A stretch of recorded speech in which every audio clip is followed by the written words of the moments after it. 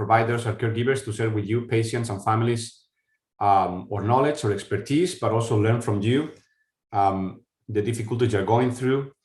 And hopefully you learn from us some of the innovations we are introducing into the care for acromegaly patients. I am Dr. Juan Fernandez Miranda. I am the historical director of the Stanford Pituitary Center. I am very happy to work with a esteemed group of colleagues, among them Dr. Larry Katz-Nelson, world-renowned endocrinologist, pituitary endocrinologist, who is the medical director of the Pituitary Center, you will hear from him very soon. And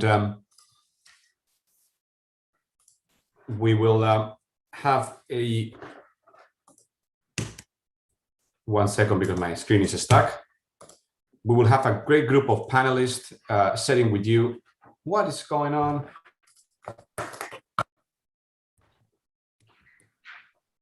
Oh my God. Can you guys hear me? Yes, we can. You are frozen though. I'm frozen. I don't know why. I'm totally frozen. Perhaps with the introduction, just quickly make, why don't we jump ahead, Laurie, and if you want to introduce Dr. Hoffman, we can take it from there. What's it, Jenny? Oh, sure, I can do that. Can you stop sharing? Jenny, can you stop sharing for me because my screen is completely frozen? Sure.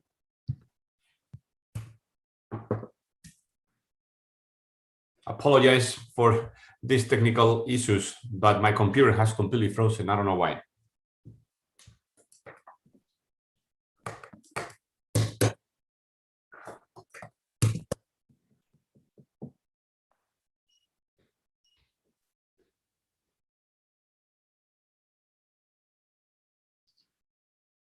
Jenny, can you unfreeze the screen or unshare? Yes, I'm trying to. It's not working. Mm-hmm.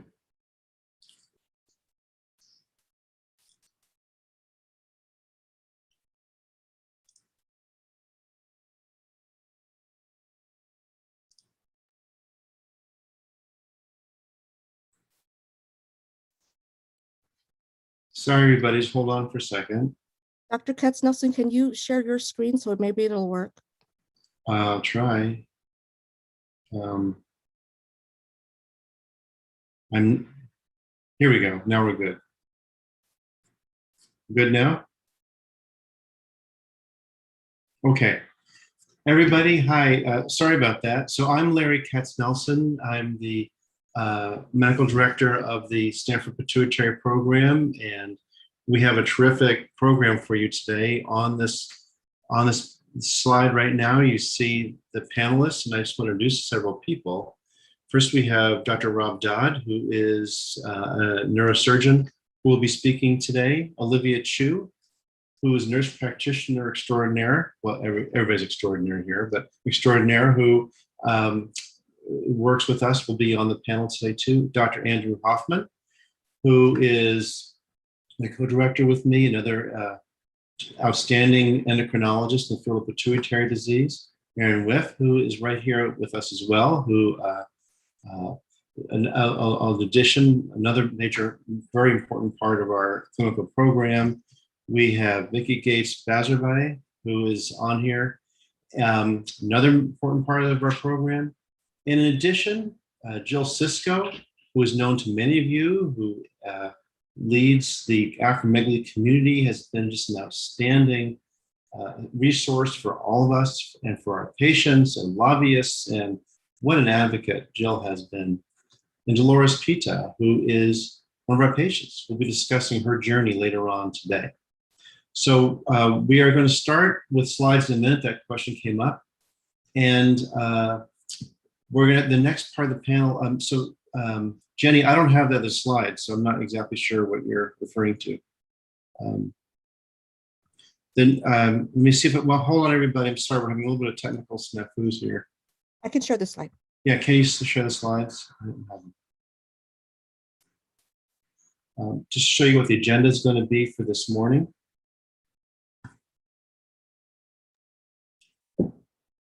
Okay, go down a couple.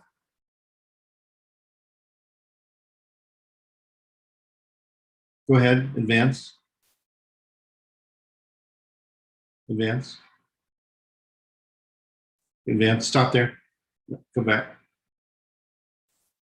Go back. Go back, please. Stop. So other people who are going to be part of this includes J.R. Nayak, who is the ENT surgeon who works with us, one of the group of ENT surgeons, who will be speaking about kind of the what patients should be thinking about from the nose perspective, particularly as the ENT surgeon is an integral part of the surgery itself.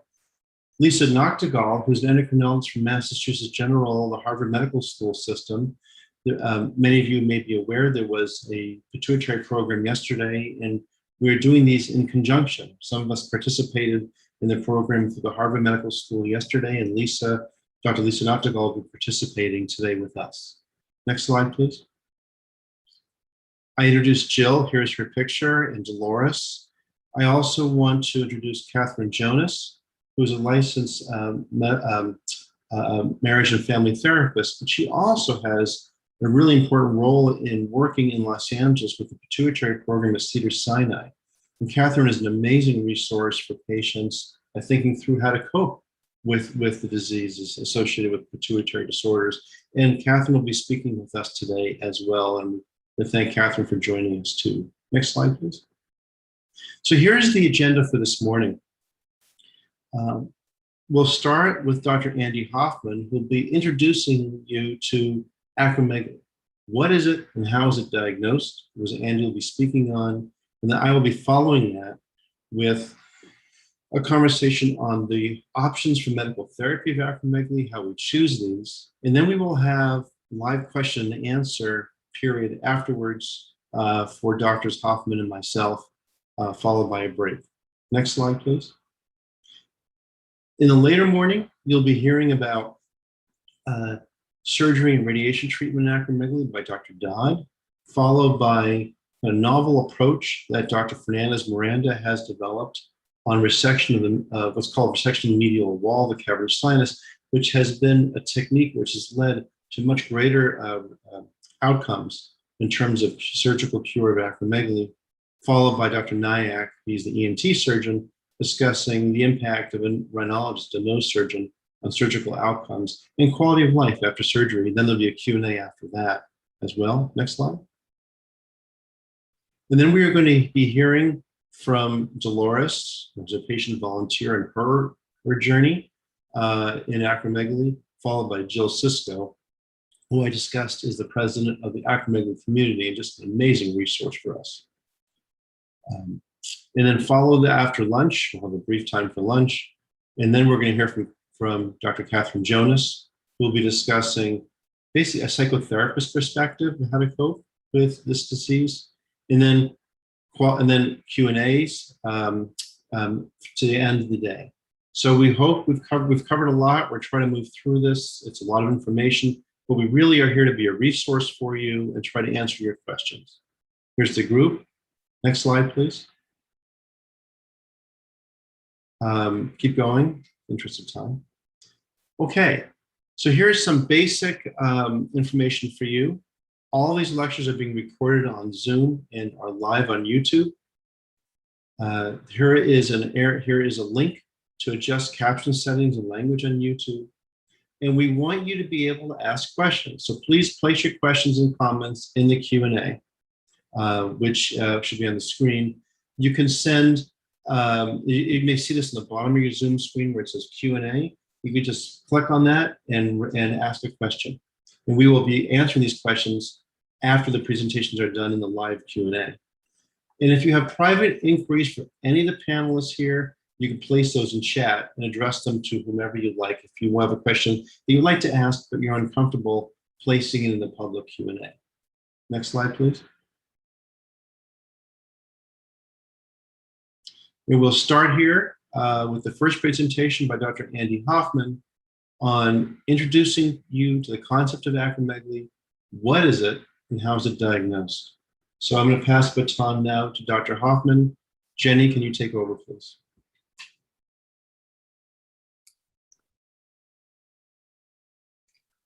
Good morning. My name is Dr. Andrew Hoffman, and I'm an endocrinologist at Stanford University. This morning, we're going to talk about what is acromegaly and how is it diagnosed. As a matter of a refresher, the pituitary gland is an endocrine organ that's about the size and shape of a pea. It's located in the middle of the head, connected by a stalk to the part of the brain called the hypothalamus. The pituitary makes a wide array of hormones, and it's been called the master gland. One of the most important hormones that the pituitary makes is growth hormone, which is also known as somatotropin. Growth hormone is secreted by the pituitary, and it goes into the circulation where it interacts with every organ in the body. In some of these organs, like the liver and the bone, growth hormone stimulates the production of another hormone called insulin-like growth factor 1, or IGF-1. And IGF-1 also circulates throughout the body, where it has numerous important functions. Growth hormone is vitally important for growth in children. It's how we obtain our normal adult height. But growth hormone also is very important in increasing muscle and other lean body mass. Growth hormone will decrease fat mass, and it will also increase bone metabolism and lead to the achievement of peak bone mass. It does this by interacting with growth hormone receptors on all of these tissues and by making insulin-like growth factor 1. We can visualize the pituitary gland on an MRI scan. And as you can see here on the left, a normal pituitary is shown by the white arrow. The green arrow points to the optic chiasm, which represents the nerves to the eye. Pituitary glands can have overgrowth and become adenomas, or benign tumors. These tumors can cause problems by just occupying so much space that they abut the optic chiasm, as you can see in the green arrow, and cause visual field abnormalities. And they may also cause headaches. On occasion, these adenomas will make excessive amounts of hormone. If they make too much growth hormone in an individual prior to the time when that person's bone plates are fused, that person will grow to extreme heights. And this is an example of a pituitary giant. Robert Wadlow is the tallest man ever recorded. He was almost 9 feet tall. He had a pituitary tumor that was active from birth. Another example of a pituitary giant was Andre the Giant, a pro wrestler and also a famous actor in The Princess Bride. However, if the growth hormone tumor starts to secrete after the bone plates are fused in adulthood, we end up with a syndrome called acromegaly, where we have slowly evolving changes in facial appearance, in the thickening of the skull, in the jaw becoming more prominent. The hands and the feet will also grow quite a bit, and individuals will have increased sweating. Some of the more important and potentially dangerous comorbidities include high blood pressure and heart disease. And in the days before we could treat acromegaly, most patients with acromegaly developed heart disease at a relatively young age, and that was the major cause of death. Acromegaly can also lead or worsen insulin resistance diabetes, type 2 diabetes. It can lead to strokes and to severe headaches. Many patients with acromegaly develop sleep apnea. And finally, acromegaly can lead to very severe arthritis. Even after the disease is cured, the arthritis can linger for the rest of the patient's life.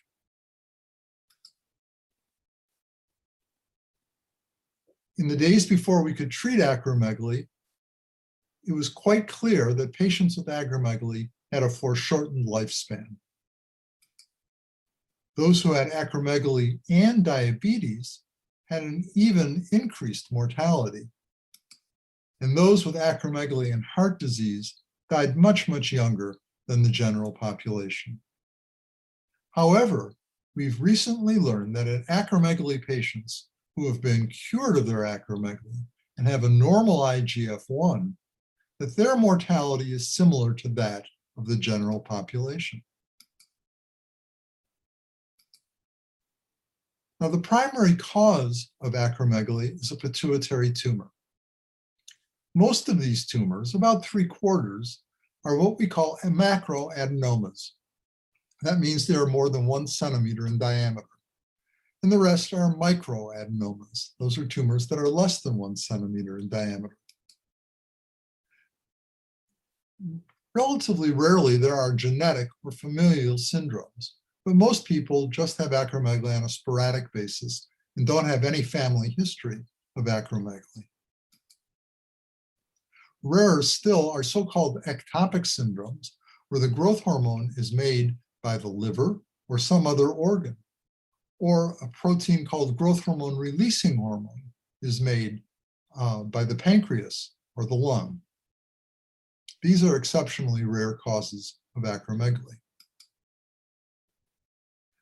A number of genes have been implicated in the causation of acromegaly.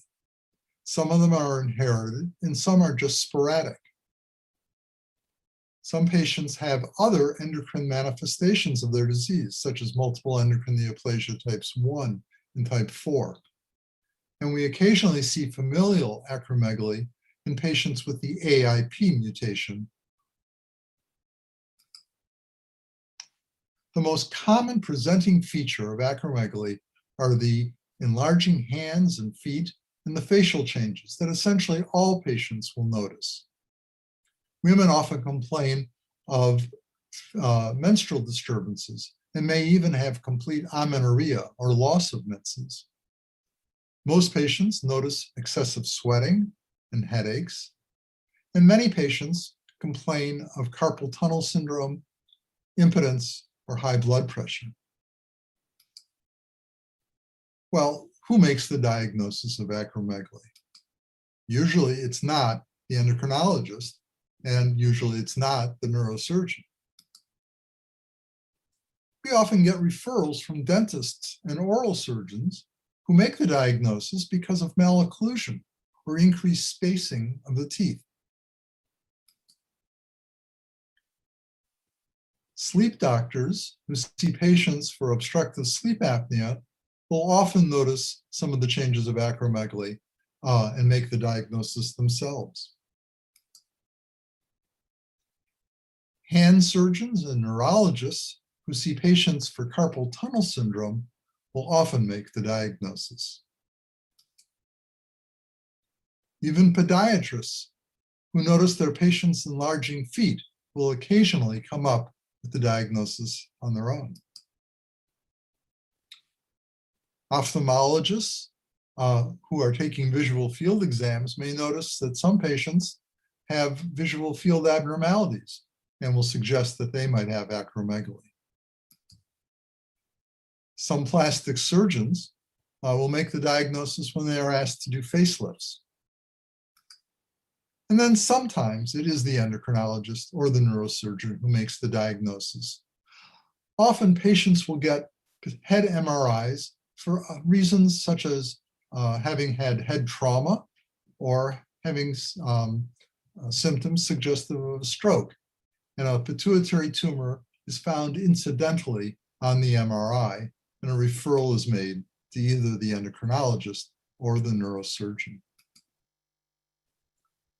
Well, how do we make the diagnosis? Usually it's a clinical diagnosis, but the signs and symptoms of acromegaly appear very gradually. So the patient and even their friends and family may not notice these gradual changes or merely attribute them to normal aging. In fact, we've learned that patients have signs and symptoms of acromegaly for up to 10 years before someone finally makes the diagnosis.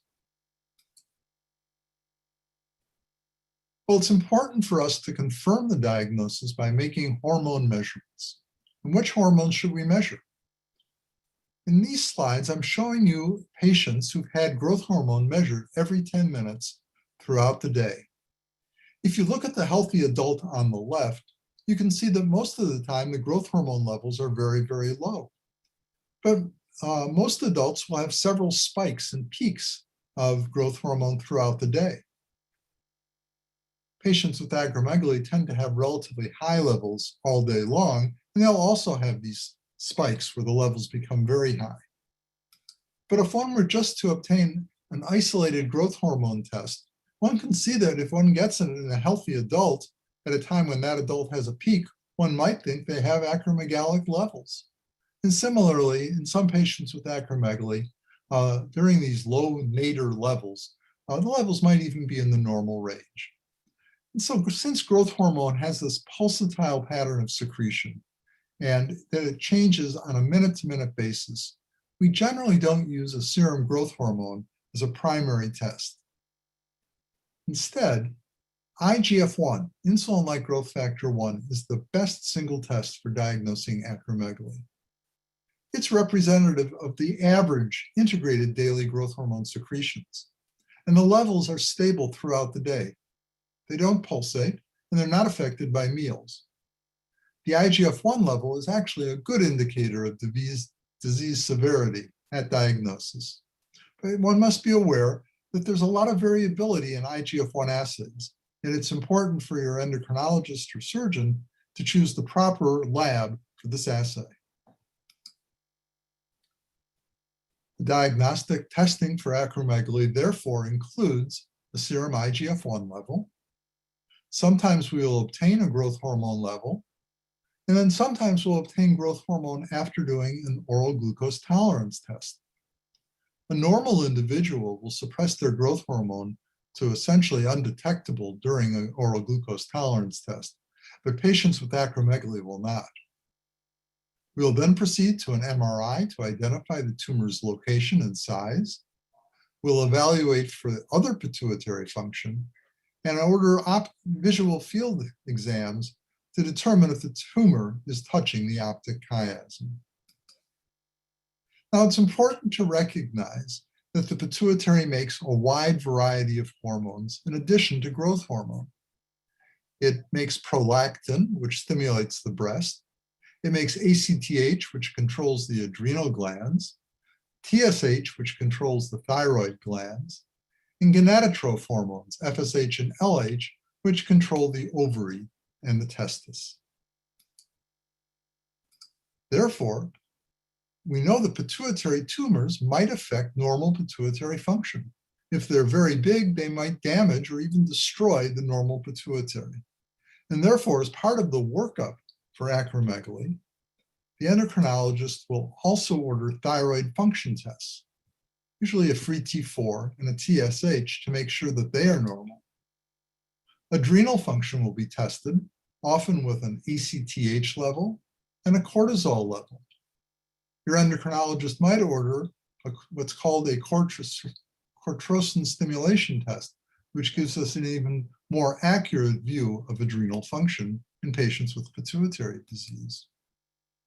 Ovarian function can be tested by measuring LH, FSH, and estradiol. And testicular function can be measured by also measuring LH and FSH, but in this case, testosterone. Prolactin measurements are also made. And sometimes we'll also evaluate the posterior pituitary. It's very uncommon for a patient with a pituitary tumor to have any problem with the posterior pituitary, but as you'll hear later, sometimes after pituitary surgery, you may develop a syndrome called diabetes insipidus, where you have very frequent urination and great thirst. And then here we measure the serum sodium in the urine-specific gravity. Well, I'd like to thank you for your attention. Dr. Katz-Nelson will now describe the medical treatment for acromegaly.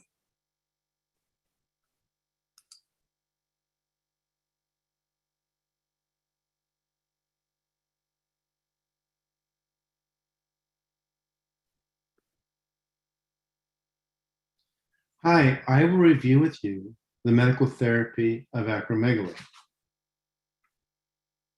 I will start with a case. This is an example of a 36-year-old male who has acromegaly. He presented with headaches, saw a neurologist because of the headaches, and was diagnosed with the acromegaly.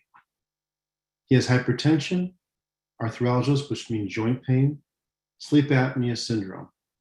And here shows his MRI scan. And just for you to notice, here's the brain here, of course. And under the brain is this what looks like a golf ball that does not belong. That's the tumor. And it extends over to the side here. This round hole here is blood flow. That's the carotid artery. And this tumor extends to the side of this. This is called the cavernous sinus. This area is not as easy for the surgery to resect as is this core area here. So we send this patient to surgery for the acromegaly. He underwent surgery, but 12 weeks later, the IGF-1, which is our blood test we use to assess acromegaly, is still high. It's 2.5 times the normal range. And the residual disease in the cavernous sinus, as you show here, is still wrapped around the blood flow, the carotid artery. So the middle of the tumor is gone, but the side part of it is still persistent. His sweating has improved, but still present. His medical issues like high blood pressure persist. Unfortunately, the rest of his pituitary gland is functioning fine. So what is the role for medical therapy? It's used mostly in patients who have had unsuccessful surgery, like this one patient. And an example is the patient who's had surgery, there's tumor left over on the side, the patient still has the acromegaly. But now, sometimes we use it as primary therapy. These are patients where surgery is unlikely to be successful, such as a tumor is almost exclusively off the side where the surgeon can't as easily access it. This is more the uncommon. Sometimes patients prefer it. For example, their school teacher, it's the middle of the school year and they don't want to undergo surgery at that time. So maybe for temporizing management, we'll use medical therapy with the goal of ultimately going forward with surgery. It can also be used as preoperative therapy. In this situation, it has not been shown to be useful to improve biochemical control after surgery, meaning one should not expect that if you use medical therapy before surgery, there'll be better outcome after surgery. But we do consider it to reduce surgical risk on an individual case-by-case basis for patients who have different kinds of medical concerns, such as severe pharyngeal thickness. It means the neck is really thick and the patient may have sleep apnea syndrome, or has heart disease because of the acromegaly and has high output heart failure. We would use medical therapy for somewhere between 2 to 6 months to try to improve these comorbidities, these medical issues, to make surgery more successful and safe. Now, there are 3 categories of medical therapies. This is a complex slide, but I'll summarize it for you. On the top left, SRL means somatostatin drugs. These are the somatostatin agents or somatostatin analogs that are the mainstay of our therapy and have been for several decades now. Lanreotide autogel and artreotide LAR are the long-acting preparations. These are the ones that we mostly use in the therapy for acromegaly. Pasireotide is a relatively new agent that has been used to treat acromegaly. We'll discuss that. Oral artreotide was recently approved by the FDA. This is an oral capsule. We'll discuss that as well. DA stands for dopamine agonist. The dopamine agents, mostly thinking about cabergoline in this case. Cabergoline is oral. It's relatively cheaper than the other medications, and thus we like to use it. It's only useful in patients who have more modest disease, so we generally don't use it for people who have more severe disease. Growth hormone receptor antagonist is a different kind of medication. This is pegvisomant, marketed as Somavert. The idea here is that both the somatostatin drugs and the dopamine agents target the pituitary growth shown in this green picture here that says GH for growth hormone. So these agents reduce the growth hormone production. Now, pegvisomant, or Somavert, goes through the system, and wherever growth hormone is going, it blocks its effect. So blockades affect the tissue level, resulting in changes in growth and metabolism. It will also result in a lowering of IGF-1. It does not target the tumor and therefore does not target the growth hormone level itself. These medications can be used alone, called monotherapy, or in combination. With these medications, our trietide LAR and lanreotide autogel, the ones we have most experience with, and sometimes we still use shorter acting, our trietide injections, which last about 6 to 8 hours. The IGF-1 can normalize in up to about 40% of patients. So they're useful. They tend to be more useful for the patients who have less active disease, such as smaller residual tumors, IGF-1 not quite as high. So these are effective. They work very well for treating pain, such as headaches. Side effects are similar with all these medications, the somatostatin drugs. Gallstones can occur in about a third of patients. We generally don't monitor for these, but if patients describe they're getting pain, particularly in the right upper part of their abdomen, that could be gallstones. We evaluate that. Diarrhea, if it happens, tends to happen within the first few days of the injection and then tends to resolve. And hypo, which means low, or hyper, meaning high, glycemia, low glucose, high glucose, can occur, but this is not very common. Back to the case. Because of the residual disease, we started lanreotide autogel 90 milligrams monthly, and the IGF-1 came down to normal and stayed that way, and many of the signs and symptoms improved. The patient now asked about oral octreotide, which they read on the internet, and asked if this is something that would be useful for them. So what is this? This is a new medication that was approved in the past year. It's marketed as Mycapssa. It's a somatostatin analog indicated for the long-term maintenance treatment in acromegaly patients who have responded to and tolerated treatment with octreotide or lanreotide. What this means is that patients can start the oral octreotide after they have shown response and tolerability of the long-acting injections. It's a switchover type medication. It's a twice-a-day regimen, or it's an oral capsule. The regimen is such that this medication needs to be given on an empty stomach. So the patient needs to take it at least 1 hour before and at least 2 hours after a meal. For some people, that may be difficult to handle, particularly people on the go or mistakenly have a meal and forget about the tablet. And that's been one of the questions of this and one that's been studied. I'll show you some of this information. Of note, the side effect profile of oral octreotide is very similar to that of the injections, the same kind of upset stomach, diarrhea, and bloating which can occur. The main study that evaluated this was published now 6 years ago. Again, this was given to patients who had previously responded to either somatostatin or sandostatin. Then they were switched to the oral octreotide. So of these patients who all had previously responded to the traditional somatostatin drugs, 65%, or about 2/3 of them, maintained biochemical control. Of those, the majority of them stayed on the medication after this with good control. So once they had effect, that effect was maintained. And despite a regimen that's kind of difficult to do, you have to have it on an empty stomach, compliance was very high at 94%. So patients did stick with this medication. So it's a good option for our patients. Back to this patient. The lanreotide, which had been working well, was stopped. Oral octreotide capsules were added, and the normal IGF-1 was maintained over the follow-up of 6 months. And that's all the data we have on this one patient.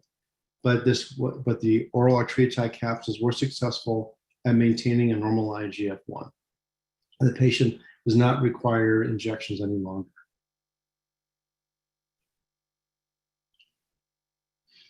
What are the other medical therapy alternatives? We discussed a little bit about the dopamine agonist Acromegaly. It's effective in about 40% of patients. It can be used alone or in combination with a somatostatin agent. The side effects are mostly stomach upset and dizziness, And we have most of our experience with dopamine agonists like Acromegaly for the treatment of prolactin disorders, prolactinoma, another form of pituitary tumor. These are most effective in patients with more modest disease activity. Now, what if this patient had not responded well to lanreotide? What if, despite using lanreotide, the IGF-1 level remained elevated and the patient still had symptoms? What do we do for that kind of patient? Well, this is where oftentimes we consider pegvisomant. Pegvisomant, Somavert, as I discussed earlier, is a growth hormone blocker.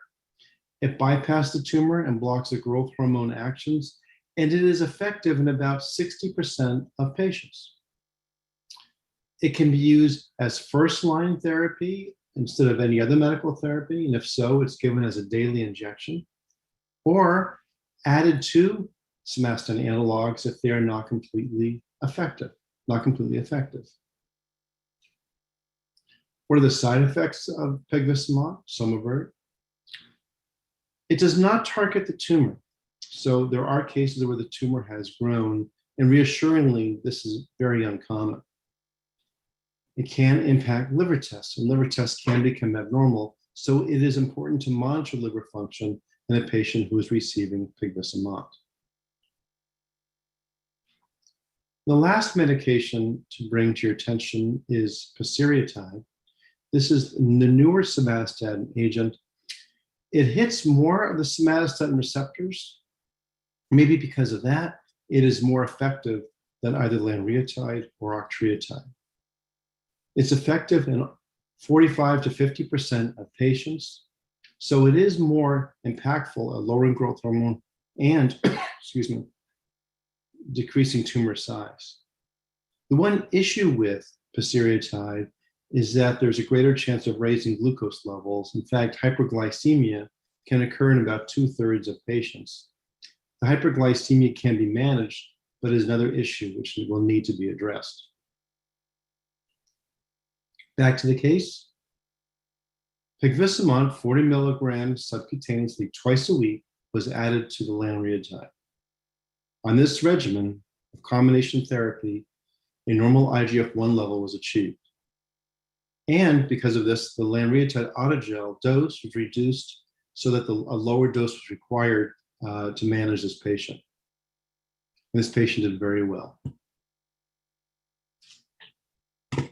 Thank you very much.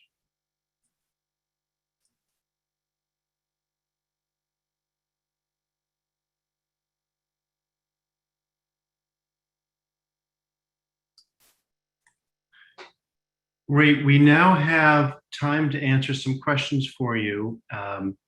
Some questions have come up in the chat, and I will also post some questions. I will answer the first one that came up in the chat, which is the question of why is medical treatment not first-line treatment given the risk of surgery? And that's a very good question. Yes, you'll be hearing more about surgery soon, and there are risks with any kind of surgery. The only issue here is that surgery has the best chance of curing the patient, of allowing so patients do not need to be on medical therapy, which once a patient is on medical therapy, it will be lifelong. These medical therapies generally are not chemotherapies. They do not kill the tumors as much as keep them quiet and keep the patient controlled.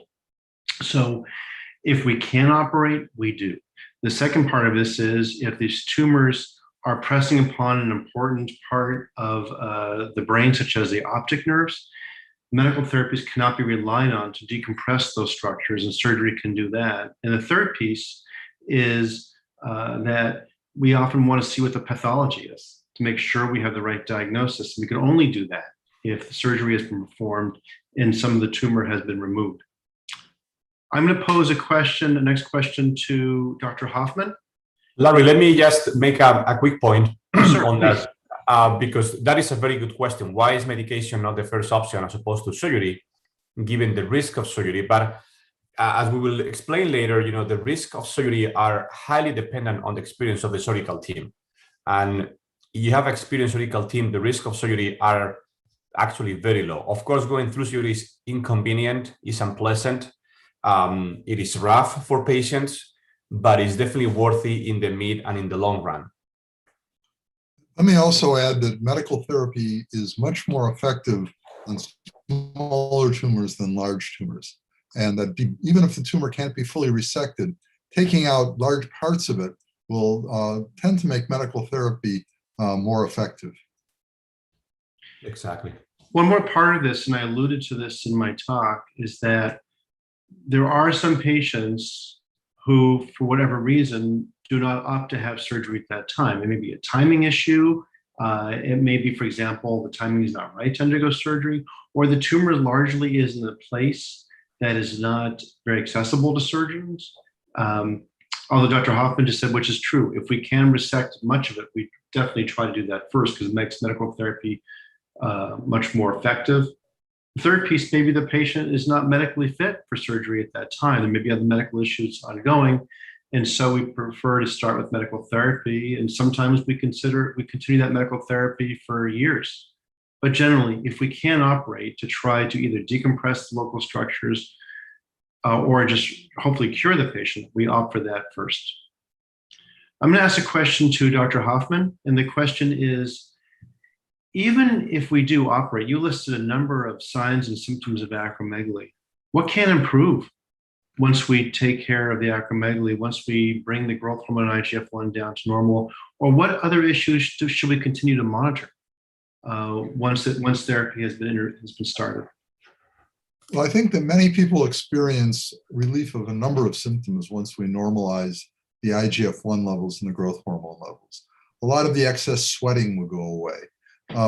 Very often the blood pressure either becomes normal or becomes more easily controlled by medications. Similarly, if the patient has diabetes or prediabetes, that may normalize or again become more amenable to medical therapy. The heart disease will not progress at that point.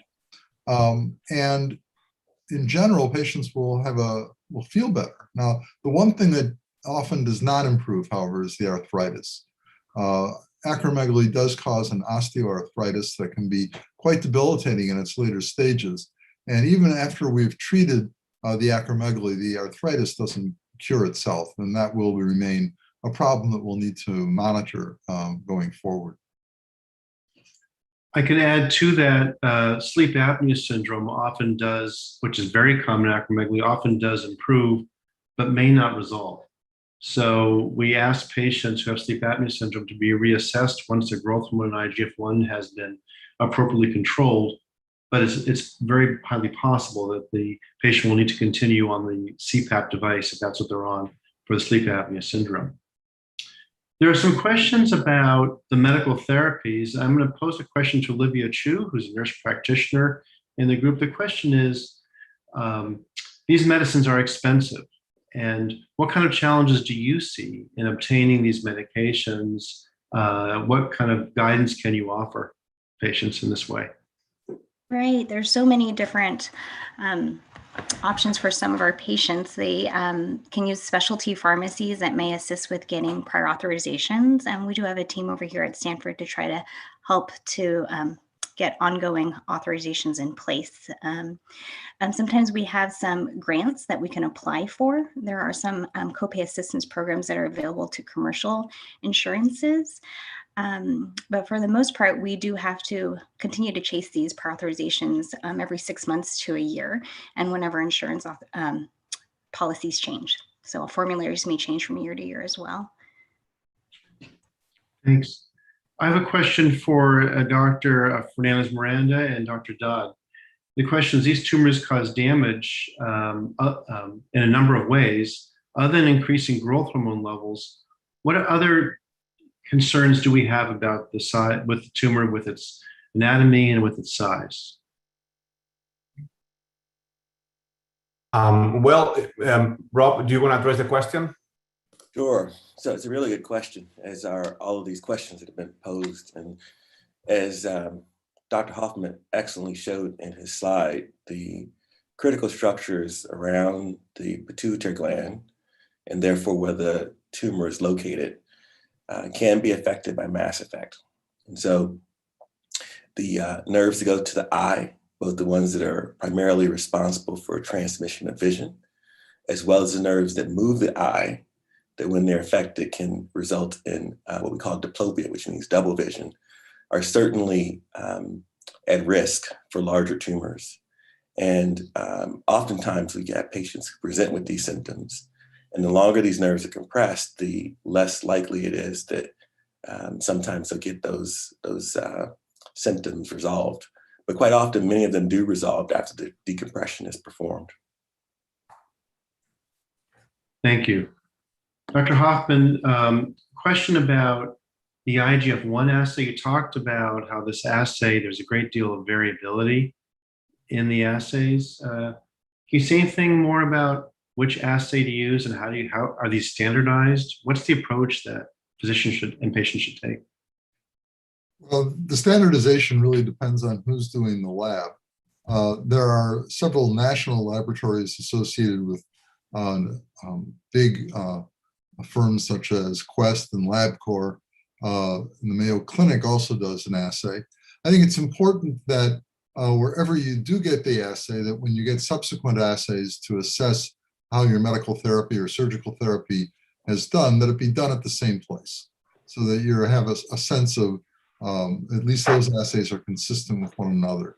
But if you get your assay done at various places over time, it may be less accurate. I know that many hospitals have over time had problems with their assay. The Mayo Clinic famously had problems a number of years ago. They even published a paper about the problems they were having with the assay. So it's important for your endocrinologist to be aware of the various issues that are involved and to find a place where you can go and get repeat IGF-1 levels. Thanks, Andy. There's a question about, from an attendee, about what happens if someone is on a medical therapy, in this case, somatoline, and the medication is stopped, and the IGF-1 was normal on the medication, what would happen?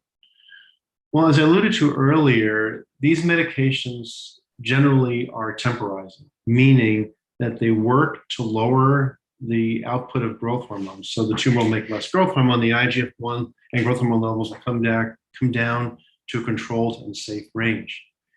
However, if the medication is stopped, the likelihood is these levels will come back up. It's pretty rare.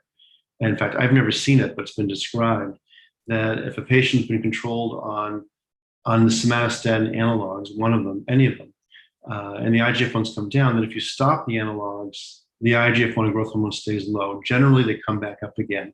These are not chemotherapies in the sense that they kill the tumor, but they can control the tumor. So if the medication is stopped, the levels will probably come back up. Then the consideration will be, well, should we go back on the medication or re-image and see if there's a chance that there's a tumor there that can be resected surgically. So that would be the next step in that path.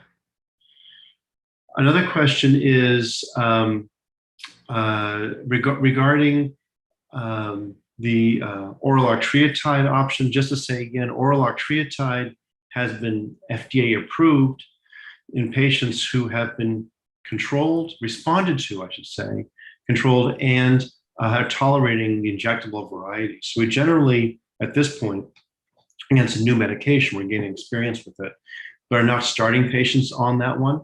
Generally, this is a medication that's used as a switchover in a patient that's already responded to injectable therapies. Now, I'm sure people are going to try writing prescriptions to see if they can start with the oral octreotide, but there may be challenges in getting it covered by insurance as it is approved for those patients who've already received the injectable variety. There's a question about, is acromegaly considered progressive? That's a good question. Andy, can you address that question? Well, I think if it's untreated, the side effects of acromegaly would be progressive. The heart disease gets worse. Generally, the glucose intolerance or diabetes continues. And changes such as the increase in size of the feet and the hands will also continue. If, however, you're able to be cured with surgery or to get the IGF-1 levels down to the normal range or even fairly close to the normal range, a lot of the side effects will either stop or improve. So I think it's progressive if it's untreated, but it shouldn't be thought of as a progressive disease once you're in the hands of somebody who can give you the proper therapy. I followed up, Andy, with a question that was posed by an attendee whose son has acromegaly. He's a teenager, and you discussed this in your conversation about gigantism and about joint aches you just referred to. And the question is, he has had a lot of joint pain for years. Even if we do get his growth hormone down and IGF-1 down, what's the likelihood that he will have joint damage going forwards? Well, I think to some extent, in a young person, a lot of the joint damage may be healing over time. I think older people in their 50s and 60s who have joint damage may not be so lucky. But for a teenager, the few patients that we've seen, pituitary gigantism is quite rare. The few patients that we've seen here have done remarkably well once the acromegaly has been cured, with almost all of their symptoms going away. Thank you. I want to thank Jill Sisko, who placed a really nice comment in the chat about pre-authorizations and some guidance. Thank you, Jill, for that. I have another question for Olivia Chu, nurse practitioner here. Olivia, these injections, the Somavert, for particular, is a medication that needs to be self-administered. If patients need to start this, how do you suggest they learn how to do this? How do you do this in your clinic? Yeah, in our clinic, we do welcome patients into our clinic and do a demonstration. And so we have them bring in an orange and we do practice and with our own syringes and needles. And then I actually have the patients give their first injection to themselves in clinic with me. I think there are also lots of online tutorials. There are sometimes a home health nurse that can come to your home to teach you how to use the device and watch you and teach you how to use the medication in your own home. So that can be a lot easier and a little bit more settling for patients. There are also some options where patients have found, like either primary care providers, local facilities who are willing to teach. And so those usually easier options if they're local. Thank you. I think in the interest of time, we've hit the end of our Q&A time. We'll try to come back to these questions later during the day. We don't want to ignore the questions, but we just do want to keep up with the time of the agenda. So I want to thank our panelists and move us back to the next section. So I'm going to pass the baton to Dr. Fernandez Miranda at this point. And Jenny, can you place the agenda back on the screen? Yeah, Dr. Dor is next. Dr. Dor at Stanford, we live in a specialization for pituitary surgery, and it's mainly Dr. Dor and myself who perform pituitaries here at Stanford. It's still important that your surgeon is very focused and specialized in this type of surgery. Dr. Dor, please go ahead. So thank you, everyone, and good morning. Thanks for coming. Jenny, do you have my slides up already from the pre-recording? I do. I was going to ask if you wanted a break, 9:55 to 10:05, or to proceed. I think we can proceed if you guys agree now. Okay, 1 second.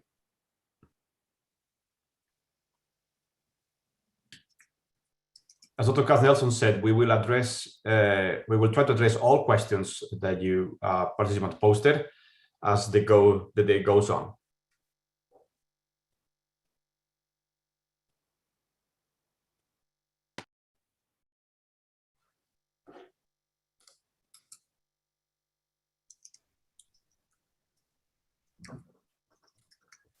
Okay, good morning. Welcome back from the break. After hearing the two talks about medical therapy and acromegaly, I'm going to kick off the next series of surgical talks about surgical intervention for acromegaly. I'm Robert Dodd. I'm one of the endoscopic skull-base surgeons here at Stanford, and I've been involved in the Pituitary Center for quite a number of years. And I have no disclosures to reveal today. So the objective of my talk today is to review the surgical indications for treatment of acromegaly. And in doing so, we're going to discuss the surgical options of both endoscopic, endonasal, transsphenoidal, pituitary resection, as well as craniotomies for resection of pituitary tumors. We'll review the relevant anatomy and discuss the indications, risks, and benefits of each approach. We'll also discuss the expected surgical outcomes and briefly touch on radiosurgery as an option. This slide shows the members of the surgical anterior skull base team. I'm here on the right. Dr. Fernanda Mirandas is here on the left, who's our director. And then my three colleagues from rhinology who share in this team are pictured on the bottom: Dr. Wang, Dr. Patil, and Dr. Nayak. It's important to keep in mind that for patients who have acromegaly, the benefits of being cared for in a comprehensive pituitary center are evident. These are typically centers that have expertise in both the endocrinologic evaluation of patients, the neuro-ophthalmologic evaluation of patients. Neuroradiology is critical, and then there are a number of medical issues that result from the disease that need good internists as well to be involved in the care.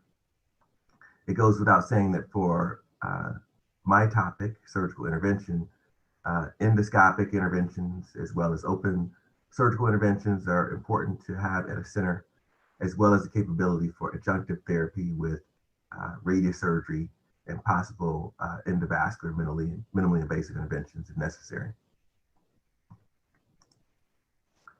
So what are the indications for surgery in general? It's to remove tumors, to restore the normal physiologic function of the pituitary gland, to decompress any obstructions that result from the mass effect of the tumor, to control any bleeding that may have occurred because of the tumor spontaneous hemorrhage.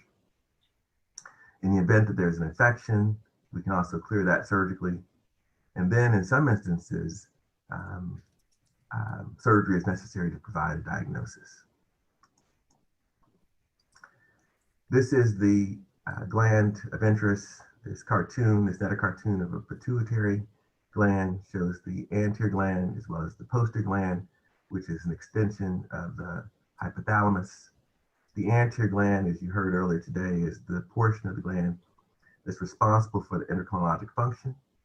And this is also typically the area that results in neoplastic transformation, which in the case of acromegaly is a growth hormone secreting adenoma. There are many different afflictions that can affect the gland.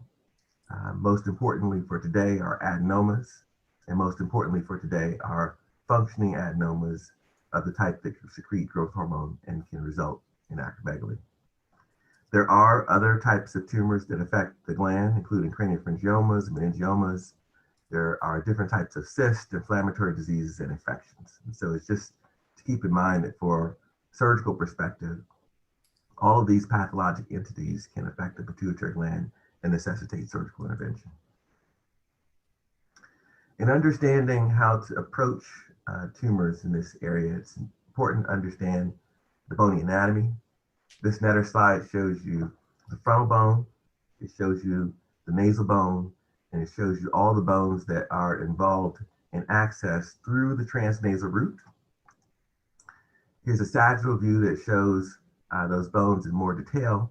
And in particular, at the back aspect of the nasopharynx, you see the sphenoid bone with the sphenoid recess, the sellar recess, and the sellar recess is where the pituitary gland normally sits. And when it's afflicted by an adenomatous growth, this recess is expanded. It can be expanded into the sphenoid sinus.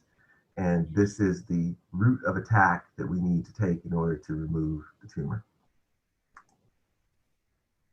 Also important are the surrounding critical structures. So in this slide, you see the pituitary gland. You see that it is nestled just beneath the optic apparatus, which includes the optic nerves and the chiasm.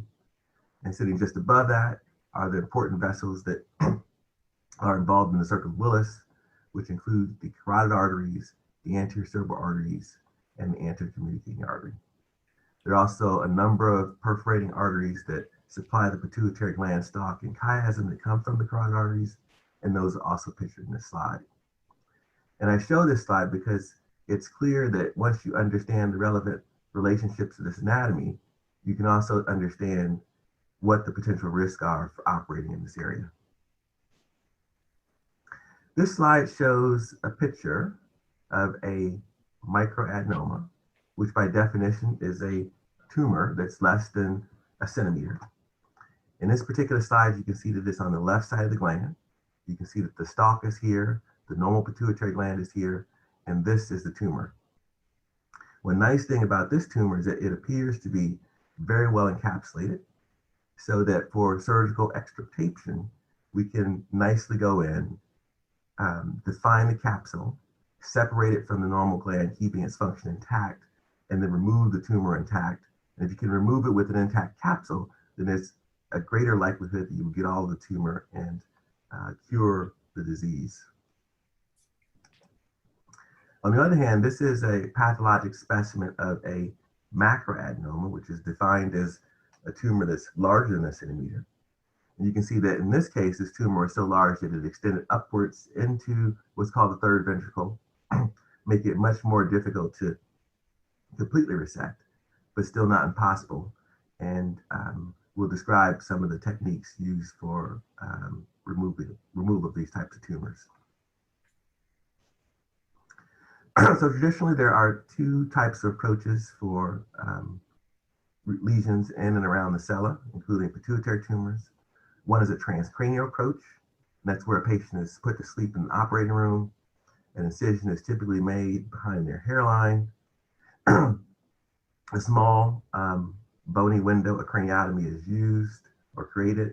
And the microscope is used to look underneath the frontal and temporal lobes and down towards the area where the pituitary gland and the cell are located to remove the tumor.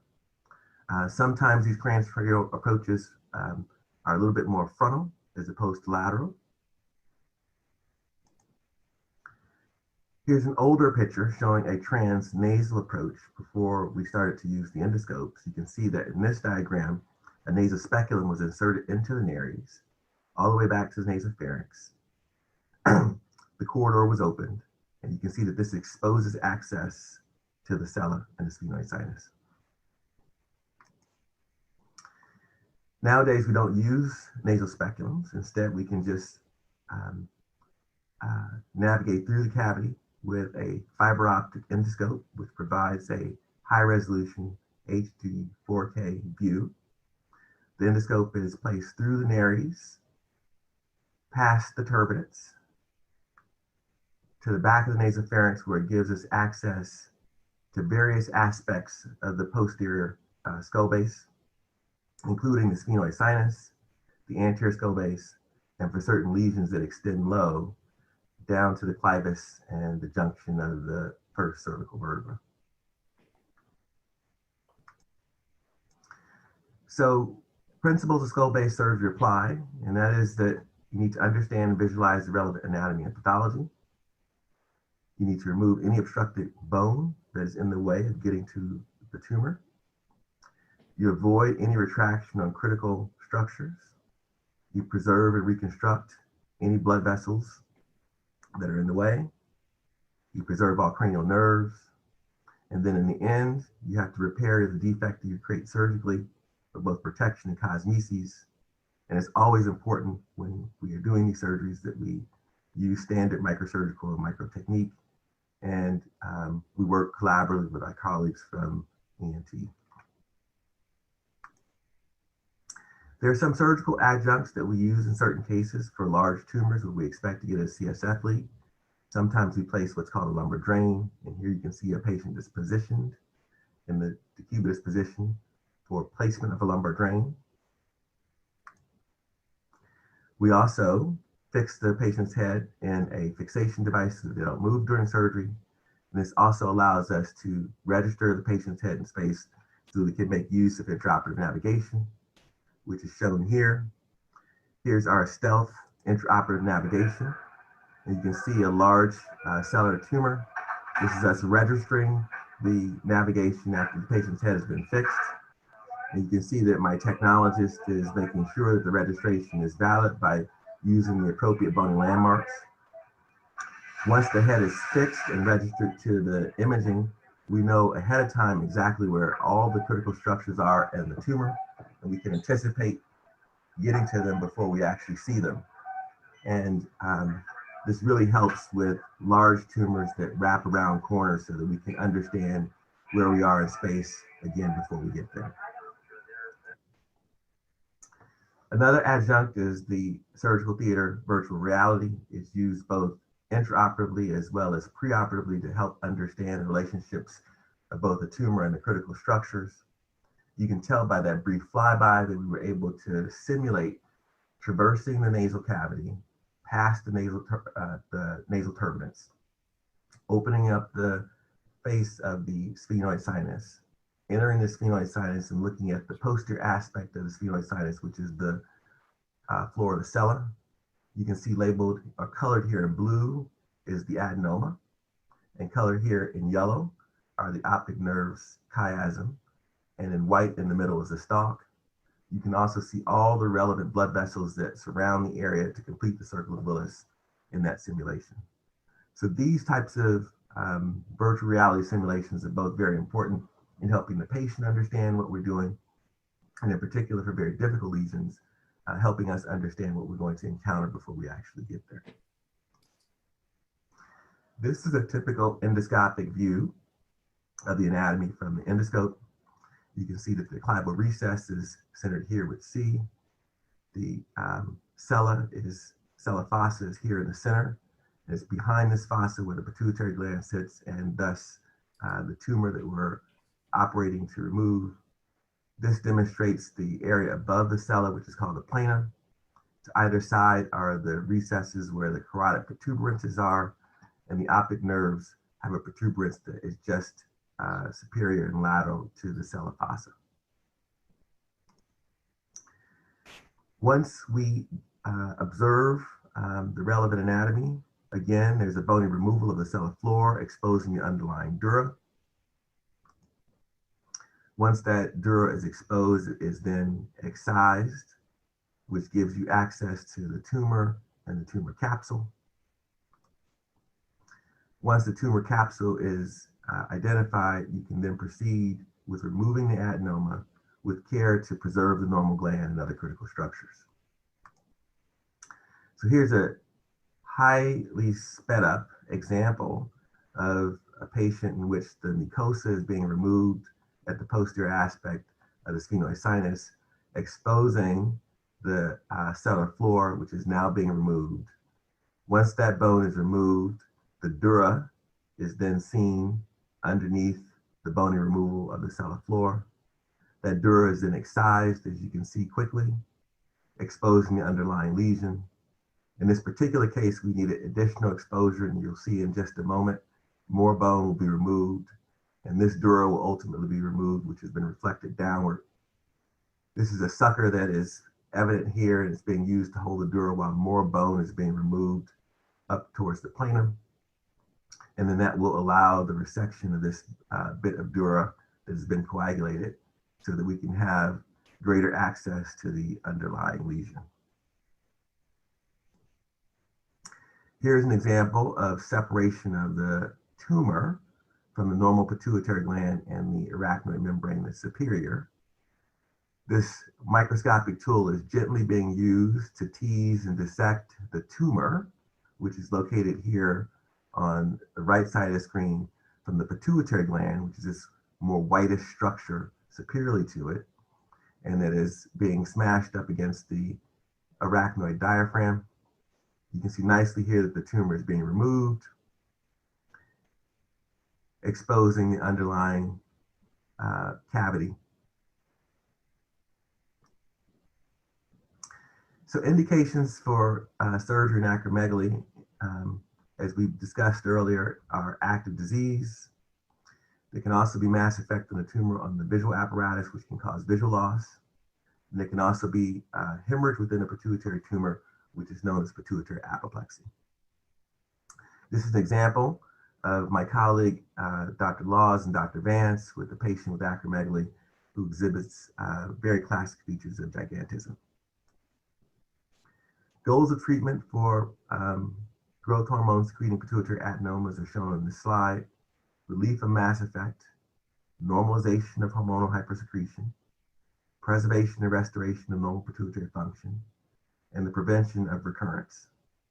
It's also important, particularly at Stanford, that we obtain tissue for pathologic analysis and scientific study. Here's an example of a patient of mine, a 15-year-old boy, who gave me permission, he and his parents, to show his figures. And you can see that he has signs and symptoms of acromegaly, and that he is much taller than both his dad and his mom. You can also see that there's a clear difference in his hands and the hands of his mom and the hands of his dad. And also you can see here that his foot size is much larger than both his mom's and his dad. And again, this is a 15-year-old kid.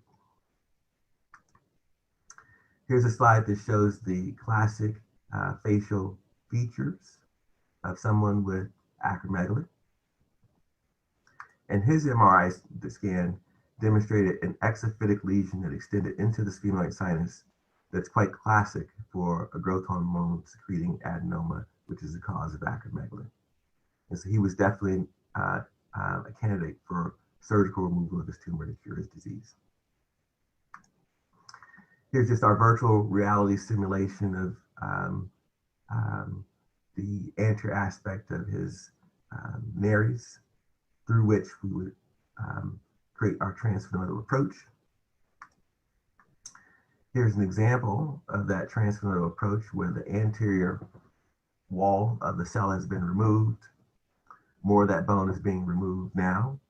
You can see the exophytic tumor directly in front of the camera here, where bone is being removed. And this is, again, highly sped up removal of the tumor with the preservation of the normal gland. And indeed, following surgery, he did quite well initially, and his growth hormone plummeted.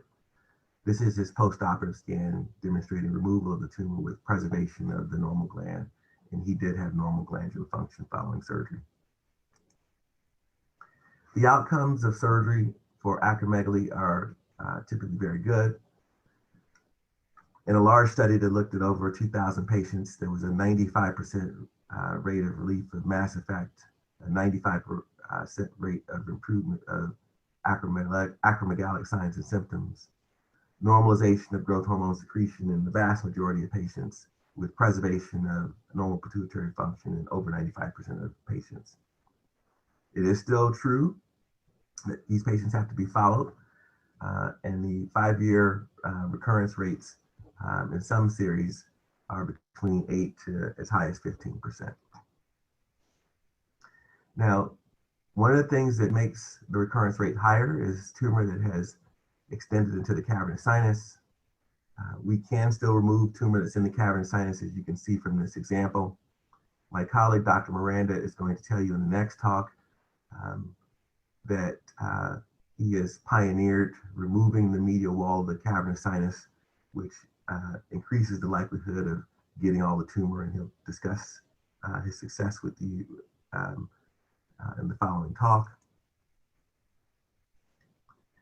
But there remain some difficult cases, such as this one, where the tumor extends not only in the sella, but in the suprasellar region into both cavernous sinuses and completely encases the carotid, in this case on the right cavernous sinus. There are also cases that extend into the suprasellar region posteriorly, up into the third ventricle, and down below, completely encasing the basal artery. And these are just examples of how the disease can become so significant that it may indeed require not just one approach, but instead of just the transsphenoidal approach, we may also need to do a craniotomy, and there may even be residual tumor that we leave that we have to treat with some other methods. Once we create this hole in the middle craniofossa floor and sometimes the anterior craniofossa floor, we have to repair it. There are a variety of techniques that we use to repair it, which includes the use of some of these adjuncts that are shown on this particular slide. By and large, these days, we can repair most of these holes with just the nasoseptal flap when there's a significant CSF leak. And we've gotten away from using titanium mesh and porix plates and things of that nature. Just one word about radiosurgery. In any instance where either one, a patient has had a complete surgical removal of their tumor, has been in remission, there's been some recurrence, but the disease is microscopic and can't be readily seen, radiosurgery definitely has an important role. Here's one example of a patient that had a recurrence of their tumor after removal. You can see that this tumor did abut the chiasm. They were treated with cyberknife stereotactic radiosurgery, and you can see that in 12 months, the tumor was smaller, and in 14 months, the tumor was a lot smaller. And in this particular case, this patient's disease was also in remission. So in conclusion, surgical intervention for benign tumors, particularly in acromegaly, is indicated. There's a very high success rate of being able to remove the tumor and cure the disease. For small tumors, the endoscopic transfemoral route is preferred, but for extensive tumors that move into different cranial spaces, sometimes a craniotomy is required. The goals of surgical intervention should be set prior to surgery to minimize the risk, and it's really important to have a comprehensive team approach, which we've noticed at Stanford, as in other institutions, has led to superior outcomes and the optimal patient experience. Okay, I'm going to conclude my presentation and then hand it over to my colleague, Dr. Fernandez Miranda. Thank you.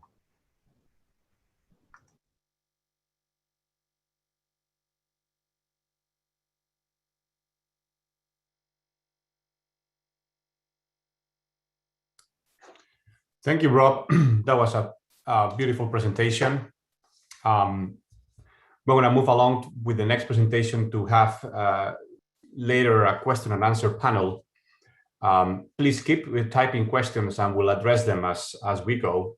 And then we'll have more time to address them more carefully with all the panelists. I want to welcome you again for our Patient Education Day. It is a pleasure to have you all with us today. I want to acknowledge our sponsors for this event, Chiasma and Recordati. We are very thankful for their support that makes possible events like this to happen. And as we mentioned, I want to share with you today what I believe is a very significant advance in the surgical technique for acromegaly in particular, which is surgery in the cavernous sinus and to remove the middle wall of the cavernous sinus, and our experience with this and our results. Before going into this, I want to briefly give an introduction of myself. I am a native of Spain, and I grew up and trained and got my medical education and initial neurosurgery training in Madrid, Spain, a beautiful country that I left in 2005 or 6 to train with these giants. I was very impressed when I was a young surgeon about the importance of surgical anatomy to become a better surgeon. Of course, as a young trainee, my emphasis was on becoming as good a surgeon as possible. And these were my my inspirations. I saw how training in the laboratory, doing work with anatomical specimens, really influences your performance in the operating room. You can see here an example of a very complex operation. Skull-based operations are one of the most complex you can do. And this is a very complex procedure. You can actually see the pituitary gland right here. And you can see this is a specimen that is being injected. And this is a real operation, and the pictures look alike. So the only way to really become a good surgeon, or the best way, is to spend time in the laboratory and train to learn the anatomy really well. So I was very fortunate to train with Professor Roton, who is perhaps the most important American neurosurgeon in the last century. and the father of microcervical neuroanatomy. And with him in the lab, I spent 2 years full-time dedicated to understand microcervical anatomy. That means understanding all the intricacies, the little details of the structures that form the base of the skull or the brain itself, in a way that you can become so familiarized with their three-dimensional organization and relationships that you can navigate in surgery with confidence. And this really was key for my training. And you would be surprised to know that this training is not part of the typical residency or even fellowship training in anywhere. So this is something that is more a voluntary thing that one has to pursue to become more experienced. After that, those 2 years of training in Florida, I went to University of Virginia for 1 year when I had the immense honor to learn from these giants in pituitary surgery. And at that time, I was fortunate to witness Dr. Ed Oldfield, who was at that time the most experienced transphenoidal microscopic surgeon doing his operations, which were marvelous and deeply influenced me too. And then I was very fortunate to join the UPMC team at Pittsburgh, where I worked for 10 years. And I went there for 2 years of training initially to become more specialized in this new emerging field of endoscopic endonasal surgery. And this was a revolution in neurosurgery in general, and in particular in the field of skull-based surgery. And I brought there my expertise and knowledge of working in the laboratory with anatomical specimens, and we continued doing that work. And we definitely needed to investigate better the anatomy when we started working through the nose to get into the base of the skull, because we didn't understand well that perspective. And working all those years in the lab and in the operating room allowed us to introduce innovations in the way we do these operations. Again, it was an exciting time because it was the beginning of this field. During my tenure of 10 years in Pittsburgh, we developed a tremendous experience. And I think we also developed a school of surgery with multiple fellows that we trained and multiple publications to really expand the field for patients, but also for many other surgeons to help their patients globally to influence the field. And it was 3 years ago that I was recruited to come to Stanford to bring this expertise. And I am extremely thankful for the opportunity to join the esteemed group of colleagues here at Stanford. One of the perils of working here at Stanford is the tremendous quality of the team here, both on the surgical side and on the medical side, like our ENT colleagues, as you see, and our endocrinology team, like Dr. Katz Nelson and Dr. Hoffman. This is our new hospital at Stanford, where we perform our work. It's a beautiful place that, again, I was very lucky to join. And I want to emphasize that it's so important for us surgeons to be not just pituitary surgeons, but skull-based surgeons. And you will understand why this is so relevant, because if you look at this area, the pituitary here is this structure right in the center. So traditionally, pituitary surgeons have been mostly centered on just doing work on the pituitary. But tumors in the pituitary can travel all the way around this area. You see this at the carotid arteries, the cavern of sinus that we'll explain. So being able to master the anatomy and the approaches to all the areas around the pituitary, not just in the pituitary gland, makes a big difference in the outcomes for your operations. Now, if we look at acromegaly in particular, I was very surprised and at the same time frustrated when we published this paper. This is in about 6 years ago. And we published our results in Pittsburgh, where we're doing very complex surgeries of the skull base, but still our results in acromegaly were not good enough. Still only 50 to 60% of our patients were achieving clinical remission and biochemical remission after surgery. And if you look at this meta-analysis where they look at multiple different studies of multiple institutions across the board, the results were the same. Between 50 and 60% were the remission rates. And this is not not good. We should be able to do much better. Can we do better? We have situations like this. This is a consult I got just last week from a patient overseas. This patient is a young patient with this tumor that for a surgeon looks like a relatively easy tumor. It's not large, doesn't look invasive, nice and round. It's touching the carotid here. So this patient got an operation and initially did relatively well, but months later, the IGF-1 started raising again, and again, symptoms of acromegaly needed medical treatment. And I had this happen to me in the past, years ago. And then we realized there is tumor that is left right here. How can you leave tumor here? Why are you leaving tumor here? So that's what we're trying to find out. And this is another example of another patient I operated recently from out of state that the neurosurgeon referred to me because he's heard about the work we're doing on the cavernous sinus. This patient has disease in the cavernous sinus. The neurosurgeon said, I don't want to go there, but you have the expertise. Send the patient, we did surgery, and the patient is now in remission. So we're going to show you how has this evolution been possible and what has happened. What I'm going to show you today is that this technique we've developed of the resection of the middle wall of the cavernous sinus has shown the following. First, that growth hormone adenomas invade the middle wall of the cavernous sinus much more often than has been previously reported, and much more often than any other tumor type from the pituitary region. And I'll show you why and how. Two, will illustrate that removal of the middle wall dramatically improves the remission rates from the 50-60% rates that I showed you before to higher than 90%. So much better. And third, that the middle wall removal, this technique of going to the cavernous sinus, is actually safe when it's done in experienced hands. Safe means there are no severe complications after doing this resection.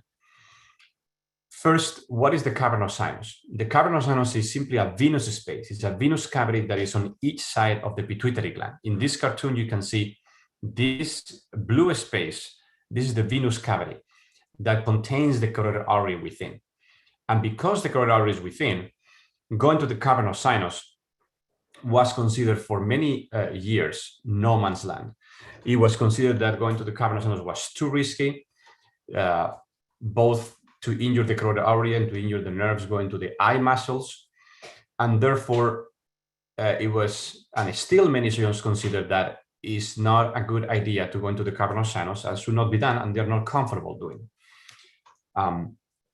But I was not satisfied with that, and I was not satisfied with the results we had in our patients. So we studied for years the anatomy of the cavernous sinus, and we made some, I think, important discoveries on this anatomy that were not described before and that help us understand much better the structure of this cavity. We describe the ligaments that form this cavity. The middle wall of the cavernous sinus is this lining right here. It's just simply a membrane that separates the pituitary gland from the carotid artery. And this membrane has several anchoring points, several attachments. There are these fibrils, these bands right here. So we understood better these bands. And there's a group of them. This is the inferior one, this is the superior one. And we understood the relationship with the carotid and how to actually transect them to then remove this membrane right here. Because what we are seeing is that tumors actually are not just in the pituitary gland, but they invade this membrane. And if you remove this membrane, patients will do better.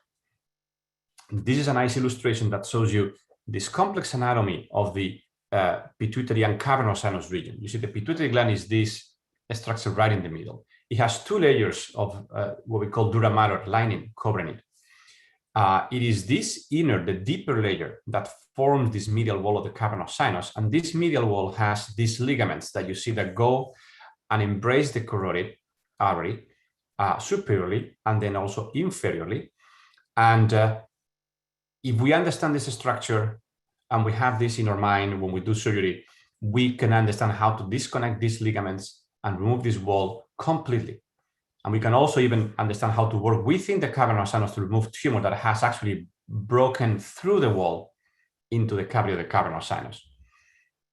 And if you have this MRI here and this picture of this anatomy, you understand this little residual tumor here or this little residual tumor right here.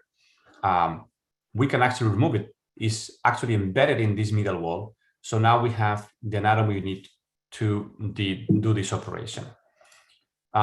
So we then describe a stepwise technique to remove this middle wall and block, which is totally based on this anatomy knowledge we developed.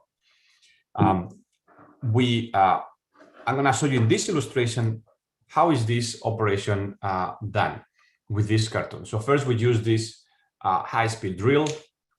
Dr. Don nicely showed how to expose this pituitary gland. But now what is very important is we need to extend this more lateral. There are many surgeons that are, let's say, afraid of extending this approach too lateral because the carotid and the cavernous sinus is there. But we have to expand it that way and make a wide exposure, which if you know how to do it, it really is very safe. This wide exposure allows you to then explore the cavernous sinus. But first we're going to open and do the standard pituitary surgery. So you see the white thing is the tumor, and the more orange-like is the pituitary gland.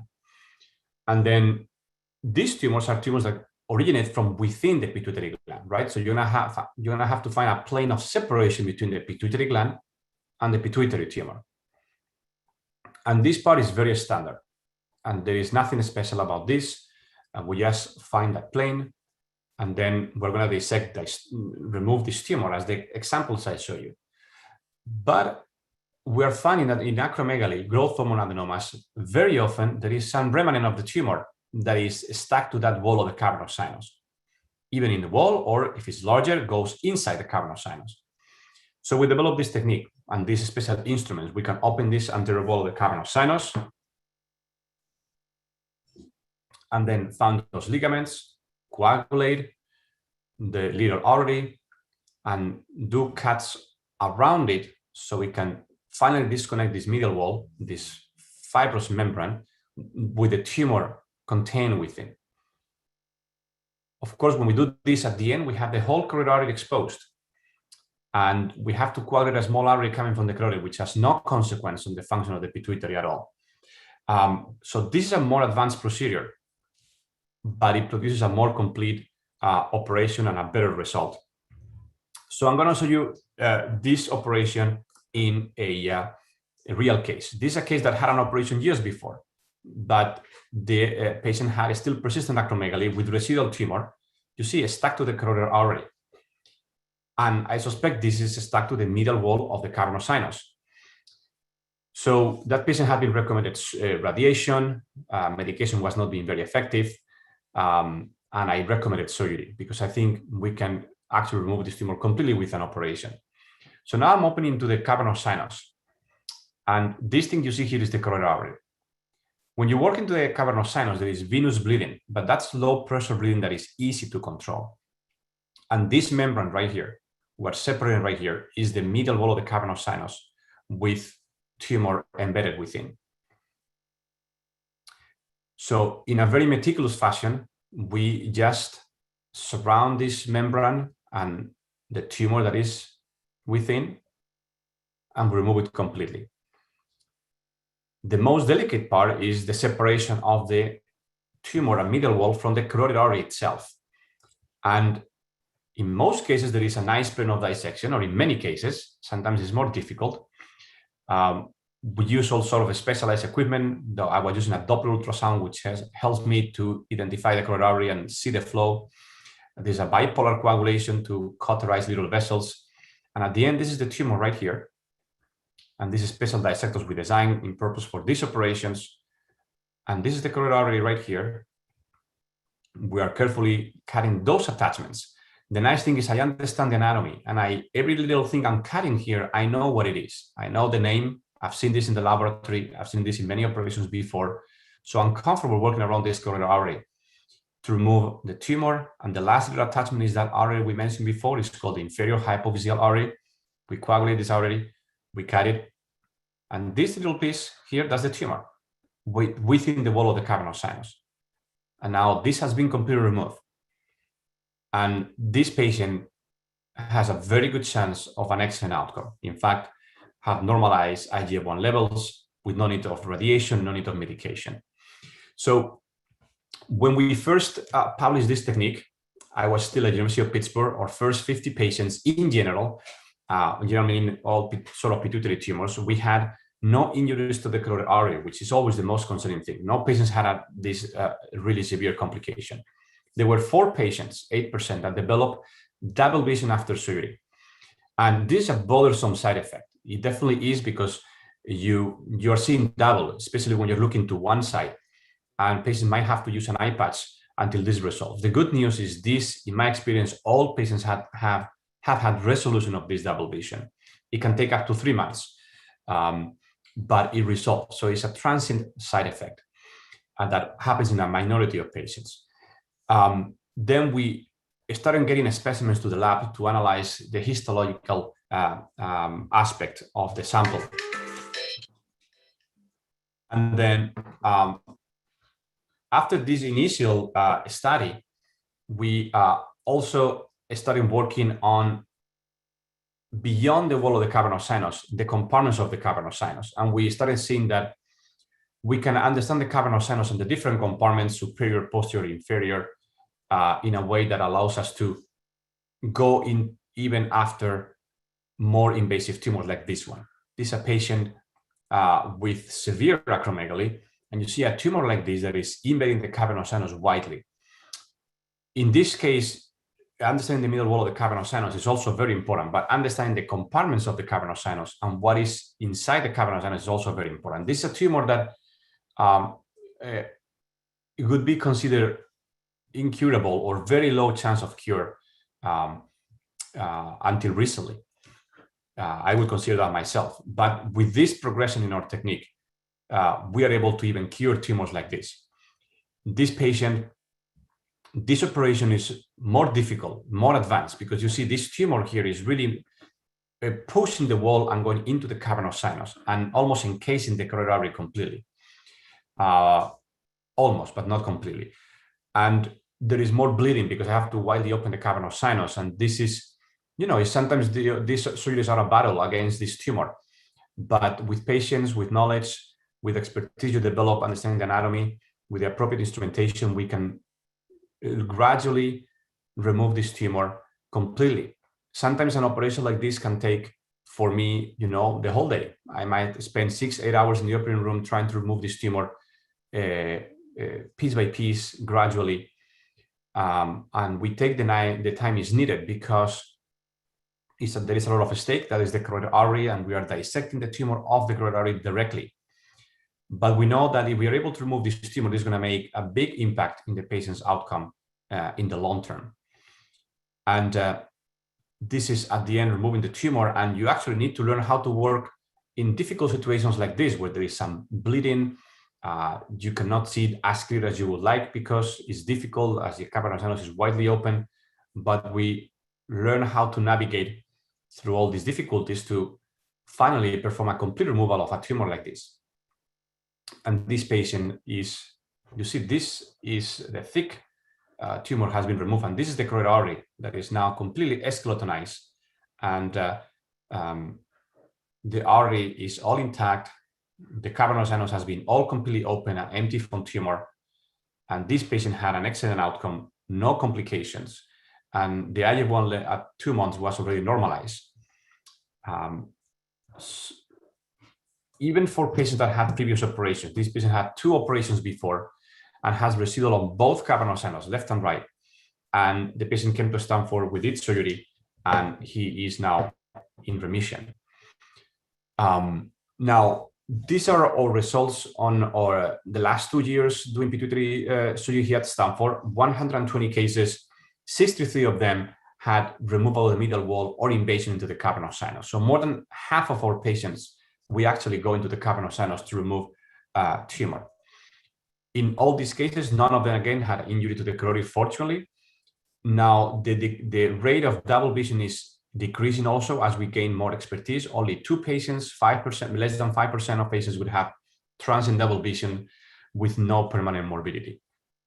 And as you know, this technique is evolving. We are doing more and more tumors that are recurrent, that have been operated before, and now we reoperate on them. Those are more difficult, but still we're getting excellent results on those. If we look at our at our growth hormone level immediately post-operative, in the day 1 or 2 after the operation, the mean value of our growth hormone level is 0.9, below 1, which is a good prognostic indicator of remission.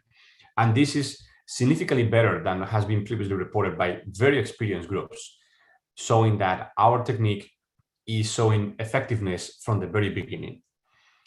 And if we wait 3 months or 3 or 6 months to get the IGF-1 levels in our series of 30 patients, consecutive 30 patients, you see the green lines, or this is the pre-op IGF-1 level, these dots here, this first column. The second column is the post-operative IGF-1 level 3 to 6 months after surgery. You see in red are the ones that did not get normalized IGF-1 levels. The vast majority of patients, 93% of our patients, are in remission with no other medication or treatment. There is only one patient of all these areas that got radiosurgery. So we are very conservative in recommending radiation because most of our patients do not need it. Only one patient needed radiation in our series. And then there are 2 others that are in medication, the rest, and all of them are in remission with medication. But again, only 2 of them with medication. So these are significantly better results than reported in the literature, as we saw before. This shows that this resection of the middle wall and working the cavernous sinus makes a big difference in the outcome. And we've also learned something very interesting about the behavior of these tumors. And this was not known before. These are all different types of adenomas that happen in the pituitary gland. And when we do surgery, I remove the medial wall whenever I think it's invaded. And it happens that in somatotroph adenomas, growth hormone adenomas, 24 cases, we remove it in 21. Then the plurihormonals were also growth hormone adenomas. But you see how frequently we remove the middle wall on growth hormone adenomas. Much more in the others because we don't see invasion in these cases. If we do a statistical analysis, and this is for a publication we are getting ready, we see that there is a statistical significance on somatotroph adenomas. 0.02 means it is highly significant difference that growth hormone adenomas invade the middle wall more often than other tumor types. And this is a very relevant finding, to the point that the usual classification we use to estimate invasion to the cavernous sinus, called the NOSP classification, is useless for growth hormone adenomas. It doesn't translate because grade 0, 1, and 2, most cases are not supposed to invade the cavernous sinus, but in growth hormone adenomas is completely different. Grade 2, in our experience, all of them invade the cavernous sinus. Grade 1, more than half do invade the cavernous sinus. If you group non-functional adenomas with functional adenomas, we see that the rates of invasion of the cavernous sinus change dramatically. So growth hormone adenomas are different. They are different animals. They behave differently. They are more aggressive, and therefore our operation has to be also more aggressive for these tumors. You can see here in this nice diagram what happens in a tumor that does not invade the wall of the cavernous sinus. This is a clean, pristine wall right here. There is no invasion. It looks clean. This with a small implant right here. This small implant can only be removed if you remove the middle wall completely, like this, as I showed you in the video. And then there are more invasive tumors like this. The whole middle wall is plastered. But this we can also remove. These are more difficult, but we can also remove these tumors completely. At the end, this is endoscopic endonasal cavernous sinus surgery, and is about being comfortable about working around the carotid artery, understanding the different segments, the different ligaments, the different compartments, having these 3-dimensional relationships so you can work in the cavernous sinus effectively to remove a tumor. In conclusion, we can see how working in the lab allows us to translate innovations into the operating room. We've seen that more than half of all pituitary adenomas may invade the middle wall of the cavernous sinus, and invasion rates depend on the tumor type. Clearly, growth hormone adenomas invade the middle wall of the cavernous sinus much more often than has been previously reported, and much more often than on any other tumor type. And removal of this wall, therefore, dramatically improves remission rates from 50-60% to more than 90%. We still need longer follow-up, see what happens with these patients, 5, 10, 15 years down the road, but the results so far are very, very positive. And lastly, although this technique is discouraged by many surgeons because of the potential risks. I've shown you that this is a technique that we can do safely. It has some transient side effects, but the results are remarkable and the complication rates are very low when it's done properly. I want to thank you for your attention. We will be addressing more questions as you post them. I believe we have one more talk from the surgical point of view by Dr. Nayak, and then we'll have a panel discussion to address all your questions. Thank you. Okay, can everyone hear me? Yep. Okay, great.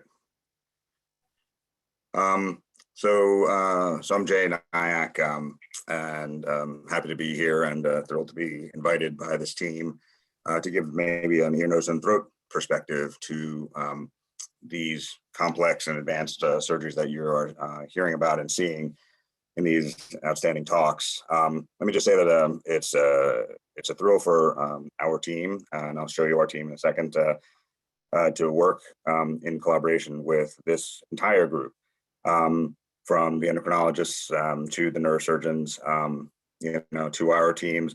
And I think it's fair to say that we're not only colleagues, but we're all personal friends. We enjoy each other's company and we enjoy working together on these sometimes routine and sometimes extremely challenging cases. We're spending hours upon hours together in the OR and on email talking about our patients. And I think that because of this kind of relationship, it's a very special one and one that we cherish, actually. And it really lends itself to, I think, improved outcomes and hopefully patient satisfaction. And I think it's really turned our Stanford into one of the beacon places, at least in the Western US, maybe in the world even, for these types of tumors and resecting and improving outcomes for these challenging tumors in patients. So here's the ENT perspective on this. I'll try to keep it brief, is because of the number of excellent talks that we've already seen. So this is the group. You've already been introduced to us, but there are three of us in the otolaryngology or ENT department, Dr. Wong, me, and Dr. Patel, who kind of not only do sinus surgery, but we also do these advanced approaches to the skull base and some of the comprehensive care that's needed, both intraoperatively and postoperatively for these patients, introduced to us almost always, introduced to us by the nurse surgeons, especially Dr. Fernandez Miranda and Dr. Dodd, who of course just spoke before me. So we're trying to talk about this space. How do we get the neurosurgeons and the patients from the nostril to the skull base? This distance is about 8 to 10 centimeters from the nostril. So we had to navigate the team safely into this, through this treacherous and sinuous anatomy of the nasal cavity towards the brain. So the sinuses are, simply speaking, 4 paired air-filled cavities that are located between the eyes and just below the brain at the skull base. It's a cavity that's completely lined by cilia, those small hairs that you may have heard of that sweep mucus and particles and pollutants and allergens from front to back, constantly sweeping until those particles are essentially put into your throat and swallowed in a normal fashion. We have to make sure that that cilia function is maintained by maintaining as much as possible mucosal integrity throughout the surgery and postoperatively. These small sinus drainage openings that exist in all of our sinuses, we make those into a surgically widened cavity, but we have to do that in a special way so that the sinus drains normally afterwards and there's no functional problems exist. So this is just a small schemata illustration of how that mucus kind of drains, again, from front to back or superior to inferior towards the back of our noses into our throats. The blue area is that area of the sphenoid sinus where we're going to go to the skull base and mucus is going to drain. And there's a little picture, an inset right here of cilia motion. This is the beating in the gray box on the top right here of cilia beating mucus from the mucosal lining in a certain direction. And all these little hairs are coordinated to move mucus. And again, sometimes even infection out of your body, out of your nose. And so we want to preserve that kind of function. There's also a major function of the nose, of course, which is smell. So knowing where the smell nerves are, navigating the neurosurgeons away from these areas as much as possible when possible. Sometimes there are tumors, they're not part of today's talks, but tumors in this area where the smell fibers are, unfortunately, that might lead to significant smell loss. But what we're talking about is back here, where the pituitary gland is. I'm trying to avoid this area so that patients who undergo endonasal surgery for the pituitary and potentially acromegaly and other tumors, they preserve smell function and olfaction. So we try to meet all of the patients sent by the neurosurgery team preoperatively as much as possible. Sometimes that isn't possible. Sometimes they're transfers from other institutions. Sometimes patients present in the emergency department, and they just have to go to surgery right away. But when they can be, we try to organize a meeting ahead of time, really taking an assessment of the nose, like we do right here in the office. We have the same endoscopic monitors that you're seeing in some of these talks. We have them in our offices, and we're evaluating for any anatomic variants, and of course answer questions about expectations from the ENT standpoint. For example, we're looking at things like septal deviation or the crooked septum that essentially 80% of the world population has. So 5 billion people out of 7 billion, let's say, have some level of a crooked septum. Sometimes the septum needs to be straightened. A septoplasty procedure needs to be performed in order to allow the neurosurgery team to get to the skull base and, again, properly access the tumor.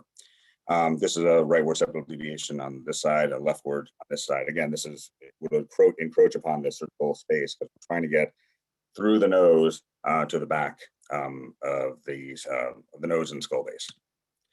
Other times, patients come through, a little more rare, but they'll have nasal polyps or things like that we might need to address ahead of time before the neurosurgeons can access the tumor. So we might do a sinus surgery first, and that happens on occasion where we think that it's safest, and we recommend to the team, Dr. Dodd, Dr. Fernandez-Miranda, that maybe we have to do a nasal surgery first, remove sometimes a fungal ball, sometimes active sinusitis, wait a few weeks, and then we'll do a safe skull-based surgery. And those are the things that help from preoperative evaluation in the office with endoscopy, and also preoperative evaluation of imaging. But then once those things are addressed, or in most cases, we can go right to surgery when our schedule is all aligned. And then we're trying to go through the nose. Now we're already in this endoscopic image about 5-6 centimeters back from the nostril. And we're using our very advanced and 4K endoscopes to look through, again, that winding passageway of the nasal cavity. The septum is actually here on the right side at 3 o'clock and on the left side at 9 o'clock on these images. We're looking for these small doors. These are called ostia, but they're the windows or doors into the sinuses. And we're looking for those, and because that is that 240 millimeter opening, we're going to make into multi-centimeter openings, 5 centimeter openings. And it looks something like this when we're starting out. And we turn that opening now already, this is a centimeter wide. And right here on the left side in this patient is actually the pituitary gland looked at from an endoscopic point of view, just face on. And this again is now 2 or 3 centimeters away from where this instrument is. So that's how you get from 6 centimeters to about 8 to 10 centimeters. Now this wall between the two, actually that's depicted right here between the left and right sides, that will actually come down and will actually create a common single sphenoid sinus, no longer left and right. It's just a common large room for the neurosurgeons to work. And that's how we can do these endonasal approaches, essentially 4 hands and 4 instruments into 2 nostrils, because we can work in a binarial or a 2 nostril fashion to access the skull base, the central and right in the middle of the skull. So, and that's where we're trying to get right here. It's the same idea. Through the sphenoid sinus, that's why it's sometimes called a transsphenoidal surgery. And the skull base will be right here at the back of this single CAT scan image. All right, but since I knew there would be advanced talks from the team, I just wanted to talk to you just briefly about how sometimes we reconstruct some of these defects using nasal tissue. So the nasal septum, which is that sometimes crooked structure, but the central structure that divides our noses into left and right sides, that has a great blood supply to it. And you can sometimes use a nasal septum as a reconstructive wallpaper to lift and then elevate from the nose and use it to cover the skull base. And this has really revolutionized the ability to do this type of surgery, because that great blood supply helps the tissue heal into place well and actually grow with the patient as they're healing. So we can take this tissue with its blood supply, we outline it out with a certain special instrument that cauterizes while it cuts. And you can outline it very specifically and smoothly. And just to schematize it for simplicity, we try to stay away from that olfactory area, which I pointed out was right in the high and central aspect of the nose. So we stay below that, make a nice paddle or a kind of tennis racket-like structure out of this septal flap. We'll then elevate it with various instruments, lift it up just like this, and it looks like, again, like a loose wallpaper, but it still has that blood supply to it. And we're essentially cover that entire skull base now, reflecting this backward. And then we have exposed bone and cartilage here, which we'll cover with a remucosalization type of graft to help it heal faster in that fashion, so that there's less crusting for the patient. But also that the main thing is that the skull base reconstruction, that's sometimes very wide exposure, sometimes with a cerebrospinal fluid leak, has to get reconstructed to lower any chance and sometimes eliminate any chance of meningitis. So the advantages of the septal flap have been well demonstrated by numerous institutions over the years, including ours. It's just this living tissue with an intact blood supply that really can cover a large surface area.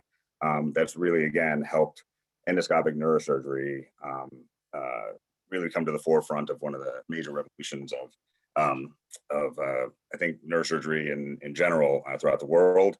But again, the level that one can take it to depends on experience, the kind of expertise, practice and cadaver heads that we all do together, but especially the neurosurgeons take on. And this kind of septal flap significantly reduces the rate of CSF leak, meningitis, and other complications that really are extremely rare nowadays. The disadvantages of this is that, again, that septal area is exposed bone and cartilage and sometimes takes some time to recover, so we see the patients frequently.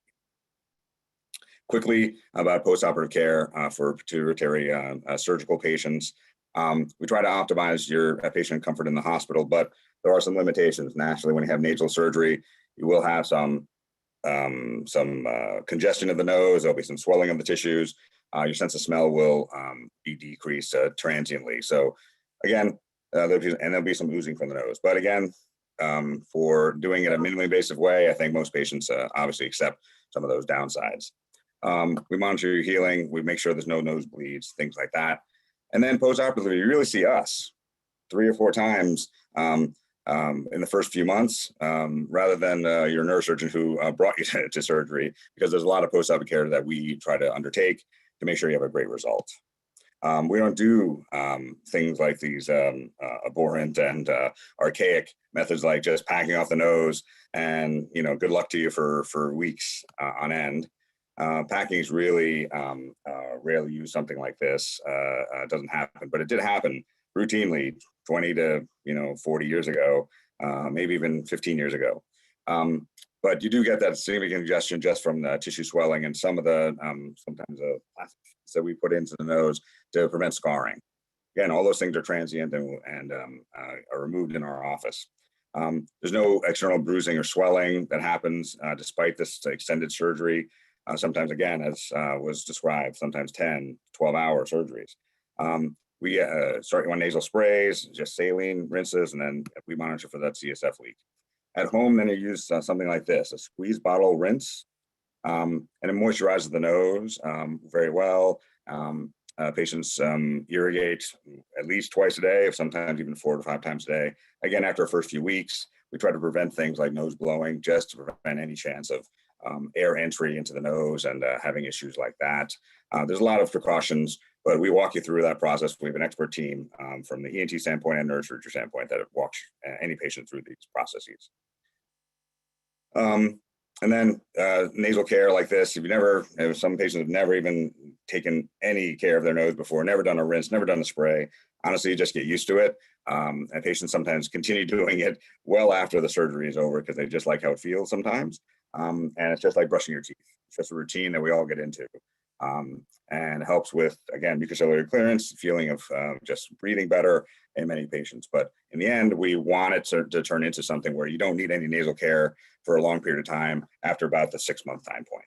So the septal flap sometimes, again, because of that crusting issue and the tissue replacement to a new site area issue, that might have some extended healing time. But we will, again, make everyone gets through that, and everyone has a good recovery in general from the septal flap.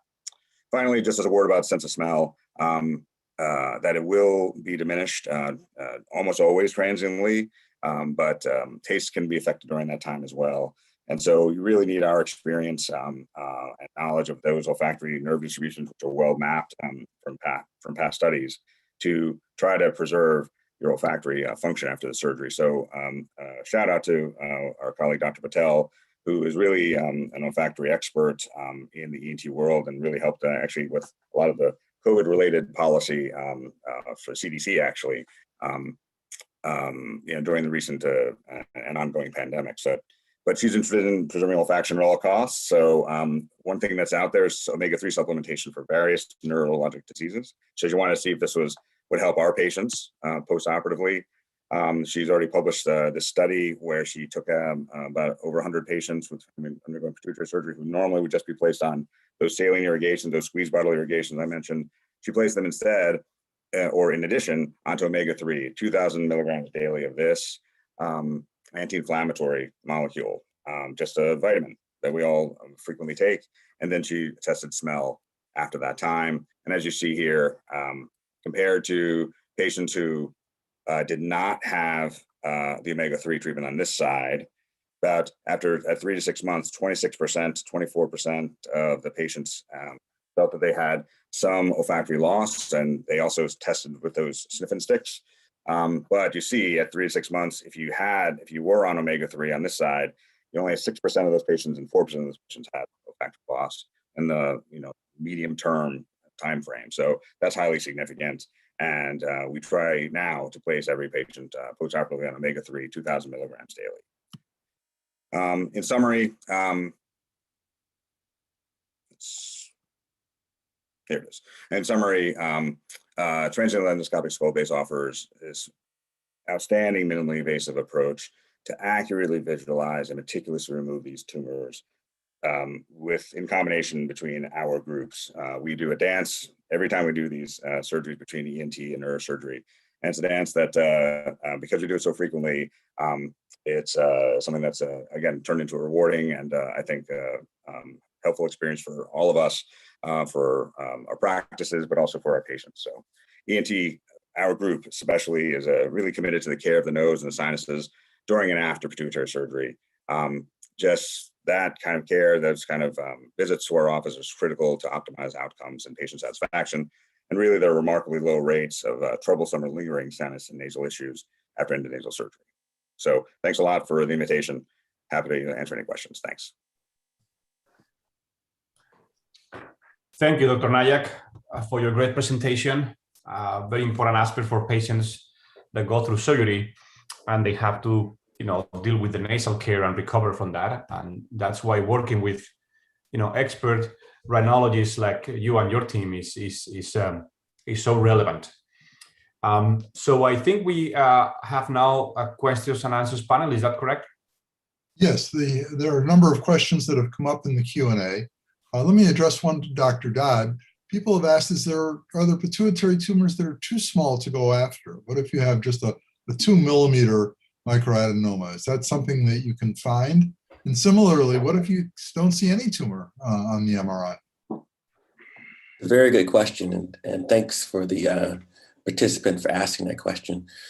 Obviously, if the patient has an incidental pituitary tumor that was found and it was non-functional, it's of no particular significance, that is not a patient that would go to surgery. But for functionally active tumors that have hormones that are produced that really affect the quality of one's life and actually limit the life expectancy, as you showed quite nicely in your presentation, Dr. Hoffman, such as in today's topic, acromegaly, but also in patients with Cushing's disease. Even if we don't visibly see a tumor on MRI scan, i.e. it's too small, those are patients that we explore because we can obviously benefit them long-term by finding a tumor. Now, those are challenging, and sometimes we have to use cues either from the MRI scan or from other functional tests to try to find them.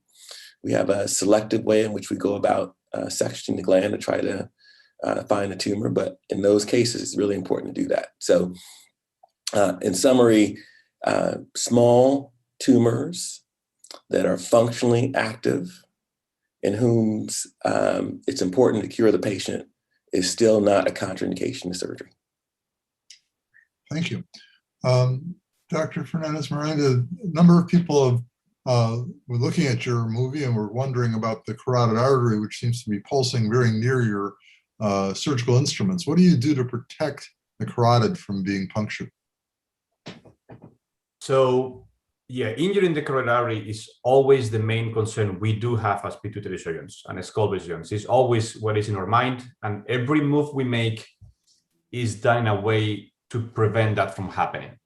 Now, there are two ways of approaching this. One is try not to see the carotid because you don't want to damage it and you want to be careful about it.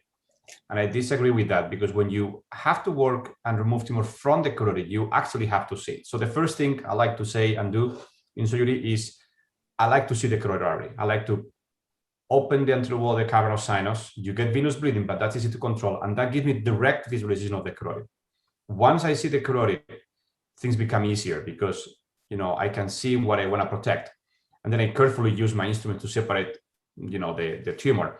We use a Doppler, which, you know, the Doppler you can hear the carotid with the Doppler. So that helps you also map the carotid in situations where there is tumor that doesn't let you see the carotid very well. But also at the same time, I want to say that the carotid is a robust structure. It's not like a vein that has a very delicate wall that if you touch it, it might bleed. But the carotid artery, you can touch it, you can move it. It is a very resistant structure. Of course, you can injure it. You need to be careful, but it's not that delicate, meaning it has several walls. And, you know, Dr. Dodd, who is a good cerebrovascular endovascular surgeon, can also talk about the robustness of the carotid. You can work around the carotid. In my experience, very safely. I've done this many times, not just for adenomas. And as I said at the beginning, I think being a skull-based surgeon is very important because I do also many tumors that are not adenomas that in case the carotid, we have to work around it. And we do this with great success. Dr. Nayak, one of the participants was wondering about second surgeries or even more.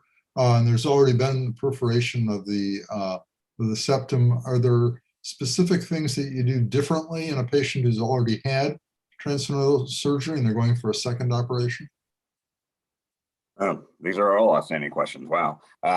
So second surgery considerations from the endonasal ENT standpoint is that correct? Is what anatomy has been preserved and what options do we have for reconstruction if a defect is going to be bigger, wider. Let's say Dr. Fernandez-Miranda is going to go into that cavernous sinus for that revision procedure. Right. So we actually have a weekly skull-based conference. Actually, we talk about every patient that comes through. And we have our neuroradiologist, President Dr. Fishbein, who's really one of the world experts in this type of imaging. We talk about everything from where the tumor location is to, and remnant tumor is, the type of tissue that might be left in the nose for reconstruction, like it's a septum taken somehow, or is there a large hole in septum from a septal perforation? Are there other options for what we call flaps in the nose that we can use that all still have that blood supply that really helps with that reconstructive effort? What else can we use? Sometimes we can actually talk about free mucosal grafts. They don't have that blood supply, but there are squares or rectangles of tissue that one can take that's good enough for the reconstruction in certain cases, depending on the localization that Dr. Dodd and Miranda especially need. But then we also talk about other things like imaging. Do we need CT angiogram imaging, not just MRI imaging? There are so many complexities that go into it. Actually, we talk about all these patients in detail. We have a pediatric patient coming up just next week, and there's so many considerations that we had to come up with for that weren't necessarily initially in the plan. And so I think what we try to do is really first do a lot of discussion and planning for all of our patients ahead of time. We make sure that all medical options have been exhausted from the endocrinology standpoint. We also make sure that the nasal health is as optimal as possible. Sometimes after a previous surgery, there are fungal issues. That is one of the known complications of the surgery if it's done elsewhere. I can't think of one that we've had at Stanford after primary surgery, but again, those are things that have to all be managed, like infections preoperatively and tissue aspects preoperatively. And again, then we all talk in conjunction, and usually we can come up with optimal plans for the approach and tissue reconstruction methods that are usually highly successful. Okay, I think we have time for one quick more question. There have been some concern about pituitary cancers, which we know are exceptionally rare. And if they do occur, there are medications that have been tried. One of the questions was for Dr. Dodd, is radiotherapy useful in the pituitary cancers? Is there much experience? Thanks for asking that question. And it also reminds me about one other point that I tried to highlight in my talk, but I think is really important just to reiterate it. And that is that this concept of a comprehensive pituitary center is very important. And essentially patients that come to Stanford are getting the benefit of experts in medical therapy, experts in surgical therapy, and experts in other therapy that can contribute to their disease, such that we can have a discussion and we can say that the risk of undergoing therapy is X, the benefits are X, we can weigh them all out, and then we can come to some conclusion about how to treat a particular disease. And so, there was one question about, well, what is the risk to the carotid artery? And obviously you've heard a very detailed answer to that. But the other component of that is that we all can experience complications. And when there are complications, you're at a center where we can deal with that. And even if there is risk of injury, we can get patients through that so that they can have a very successful outcome. So to get to the question about radiosurgery and cancer, as you've obviously said, Dr. Hoffman, the likelihood of a cancer in the pituitary gland is extremely rare. We do not know actually what the risk of inducing a cancer is with radiation, but we also suspect that that's incredibly low based upon the available data of people who've gotten radiation both to the pituitary gland for these types of tumors as and other types. And so when the benefits of the treatment outweigh those small risk of cancers, then we recommend that people undergo those types of therapies. I think we have to move on to our next presentation, which is from Dolores Pita on her personal experience.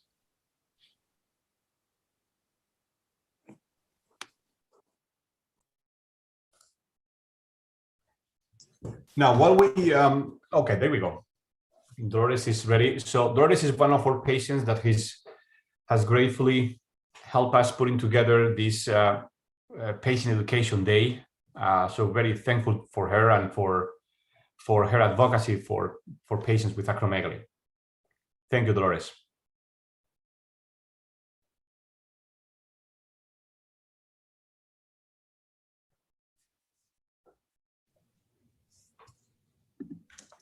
Good morning. I'm Dolores Pita, and I'm a patient of Dr. Katz-Nelson and Dr. Fernandez Miranda at Stanford Healthcare. First, I want to thank the Stanford team for inviting me to participate in today's educational event. My diagnosis of acromegaly is a little different. In the late summer of 2014, I noticed that my body was reflecting various signals to indicate that something was different.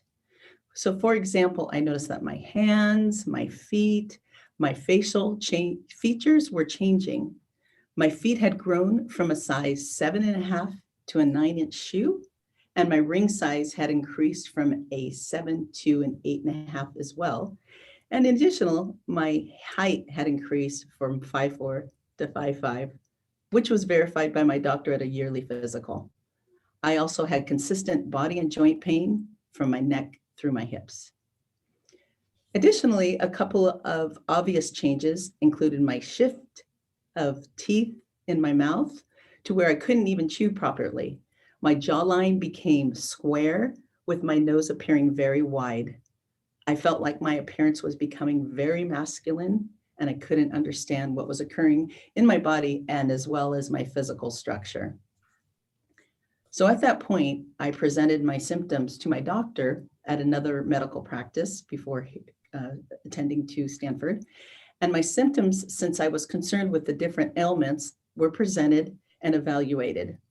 Within a few weeks, she sent me for an MRI where a small pituitary tumor was found. I was then referred to an endocrinologist who ordered a full lab panel, which resulted in elevated IGF-1 numbers. At this point, my doctor suggested that I had a condition called acromegaly. Of course, this was completely new to me since I was unaware of any pituitary illnesses or conditions.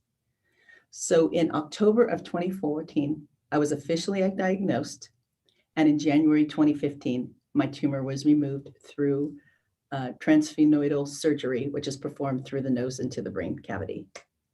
I learned that after being diagnosed that the previous ailments, including developing carpal tunnel surgery in both wrists, removal of an ovarian cyst, and developing sleep apnea were symptoms of acromegaly. I was thrilled to find the Acromegaly community Facebook page, which has been very helpful in sharing similar experiences with other acromegaly patients. Since my tumor was removed in 2015, I thought I would return to my younger self with a positive internal and external results. Although a lot of my physical symptoms improved, unfortunately, my weight increased and I felt a consistent joint pain. Another side effect of having acromegaly is the increased production of ghrelin, which is the hunger hormone. There are a lot of ghrelin research available online and also through the acromegaly community. After having the tumor removed, my weight and joint pain increased over the years. But after hearing that several acromegaly patients had similar complaints, I spoke with my medical doctor and we both agreed that gastric sleeve surgery was the best for my current condition. By having gastric sleeve surgery, the part of my stomach which stores the ghrelin is removed. Not only did I lose 65 pounds since my surgery in May of 2020, my joint pain has subsided within 36 hours after surgery, and my energy level has increased dramatically. So living with acromegaly has been a journey over the last 6 years. Although I was diagnosed 6 years ago, my doctors believe that my symptoms may actually have begun up to 7 years prior to my diagnosis. Fortunately, my journey has been fortunate with not a lot of side effects without required medication. Again, I want to thank Stanford Medical Care for inviting me to this event today. Thank you. Thanks, Dolores. It is great to have you with us, and we are glad you're doing well. We are going to proceed now with a quick break. We're going to be back by 11:30. We're going to have Jill Cisco, president of the Acromegaly community. We're excited to have her, and we're looking forward to hearing her. Let's rejoin in just a few minutes, and then we'll have, after Jill Cisco's lecture, we will have a lunch break, so we can all take some time off. Larry or Andrew, any comments?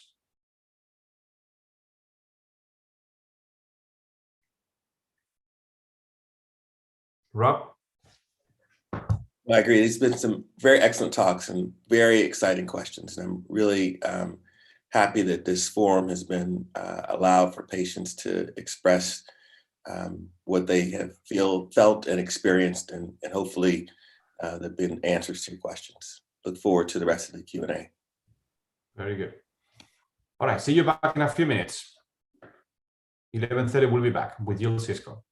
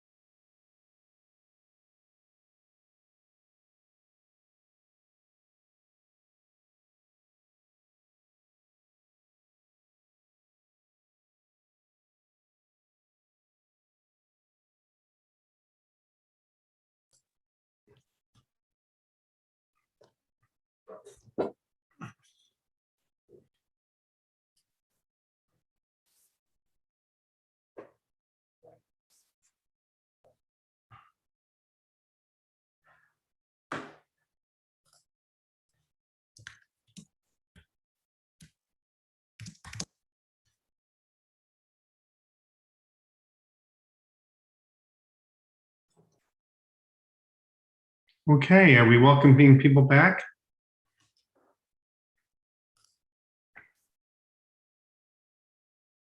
I'm 11:31, ready to get started? Juan? Yeah. Okay. Let's go. Okay. Welcome back, everyone. For the next presentation, we've invited Jill Cisco. And let me tell you a little bit about Jill from my standpoint. Jill, in her role here, she is president of the Acromegaly community, which is an international base to support patients who have acromegaly. But Jill's work, and she can share with you her story, is really outstanding. She's a prime example of what an individual can do to advocate for patients. She does work nationally with national organizations. She does work with academic medical centers. With each time, she brings with her a creativity and a knowledge base, which is profound. And I have nothing but the highest respect for Jill. And we're really honored that she is going to join us here today. So Jill, I'm passing the stage on to you.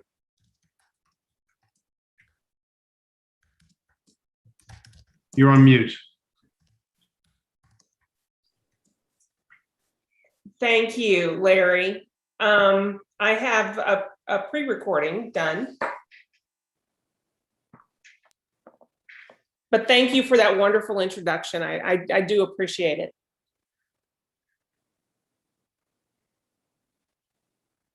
Thank you, Jill. Great to have you.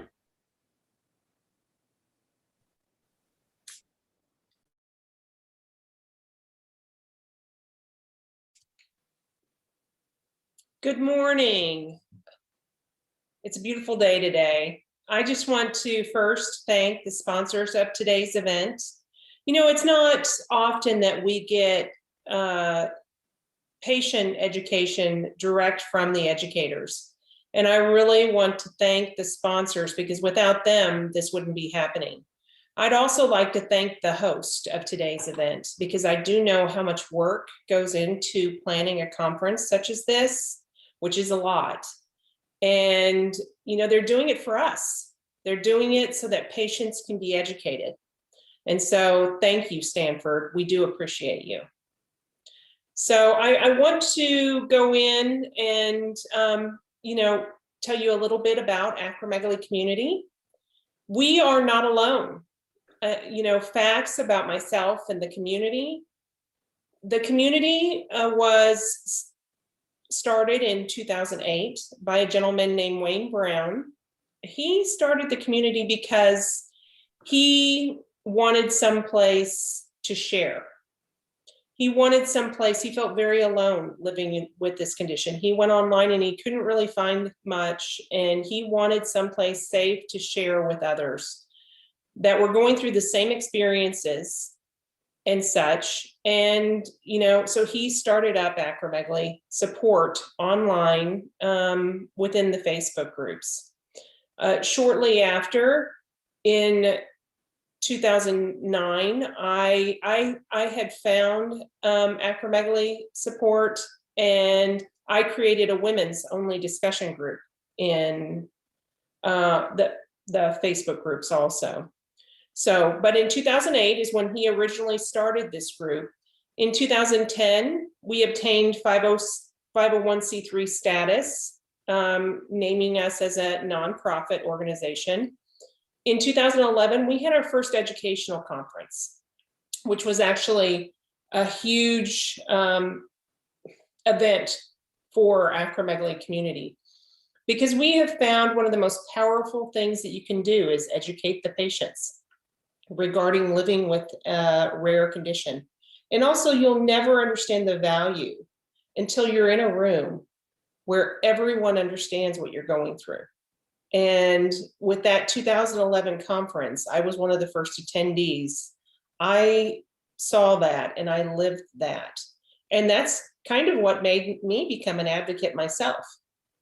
So currently we have 5 support groups, a main support group that has over 2,800 members.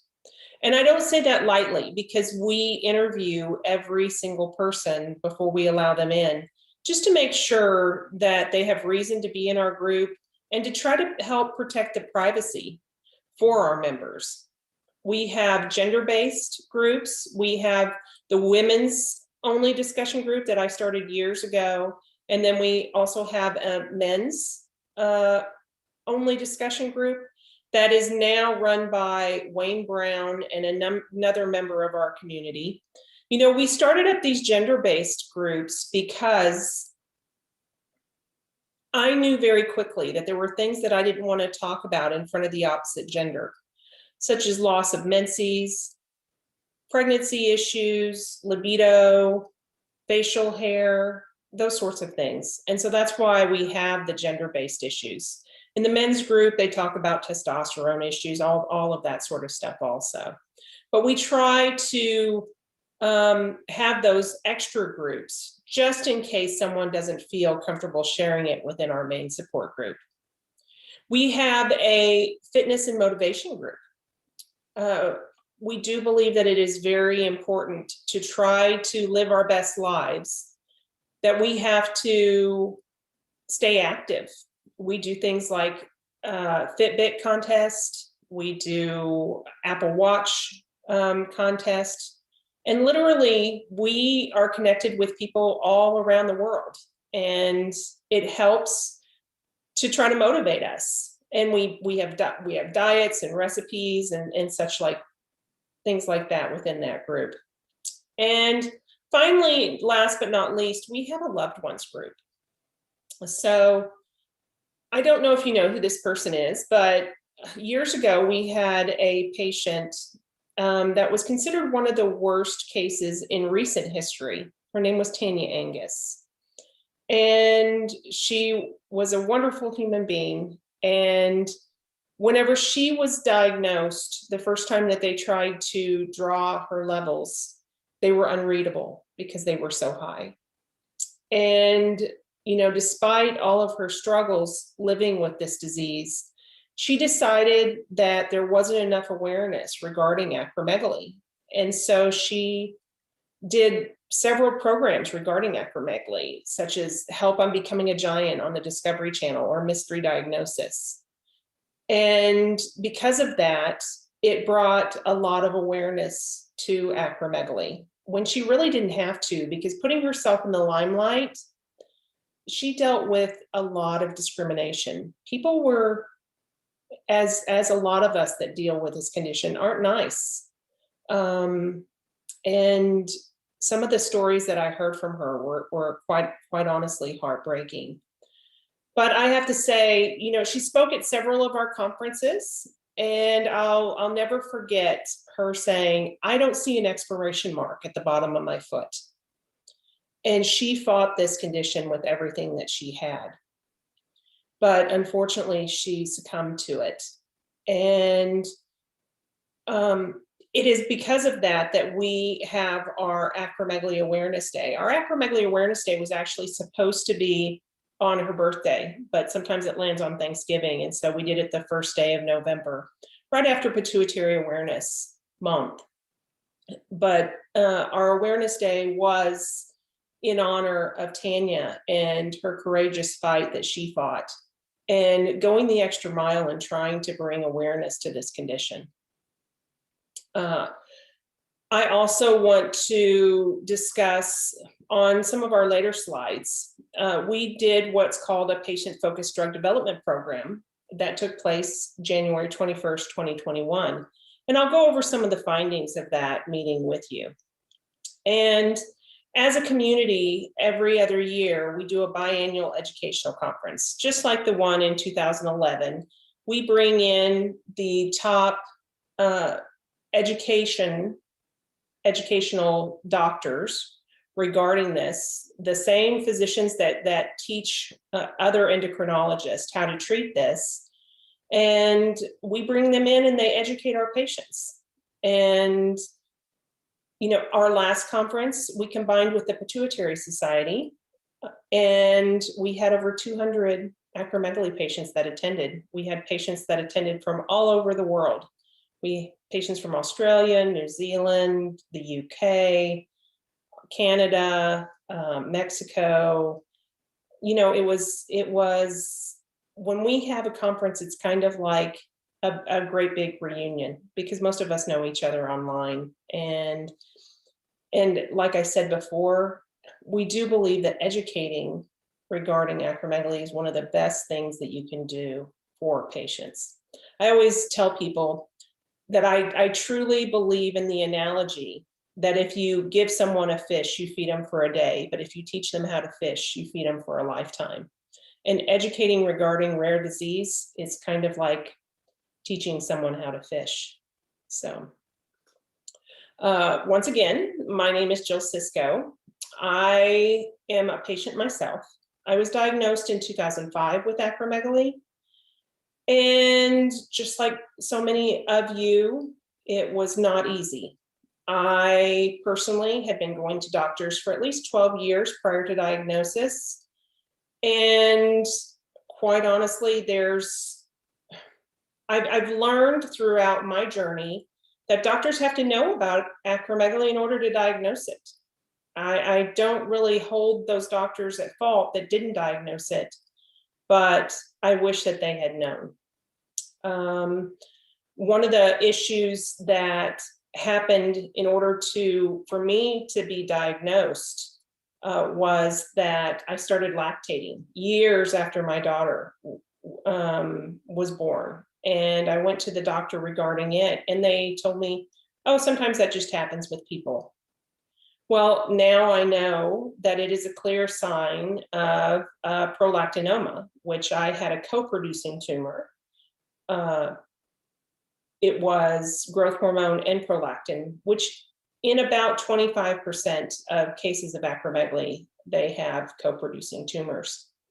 Since the time of my surgery, I have to say my only levels that have been high have been my growth hormone. My prolactin went back to normal, and I haven't had any issues since. But if you'll see here, in the picture to the far left, that is one of my high school senior pictures. The two pictures in the middle were about the time that I was diagnosed with acromegaly. And then, of course, here I am now. And if you'll notice the photos of me whenever I was diagnosed, these were within 6 months of my diagnosis. If you'll notice my eyes, I can truly and clearly see the soft tissue swelling around my eyes. And I see that in so many patients. And one of the things that I hate regarding the physician talks is that they typically black out in order to help protect the privacy of the patients with the eyes. But I think that that is a telltale sign of acromegaly, the soft tissue swelling in the face. And also I want to also mention is looking at these photos, I'm actually lighter. I weighed less in those photos than what I weigh now. And so it clearly is, the effects of acromegaly and the soft tissue swelling and the coarsening of the features that you see there. That is a huge red flag. In my opinion, that should be for physicians. Look at the faces. Another issue that I had whenever I was finally diagnosed is I went to an internal medicine specialist, and he wasn't able to diagnose me. And afterwards, I went back to him and I told him, that I had acromegaly. And he took me to his partner, and his partner, he said, look at her. Can you tell me what's wrong with her? And his partner took one look at me and he said, she has acromegaly.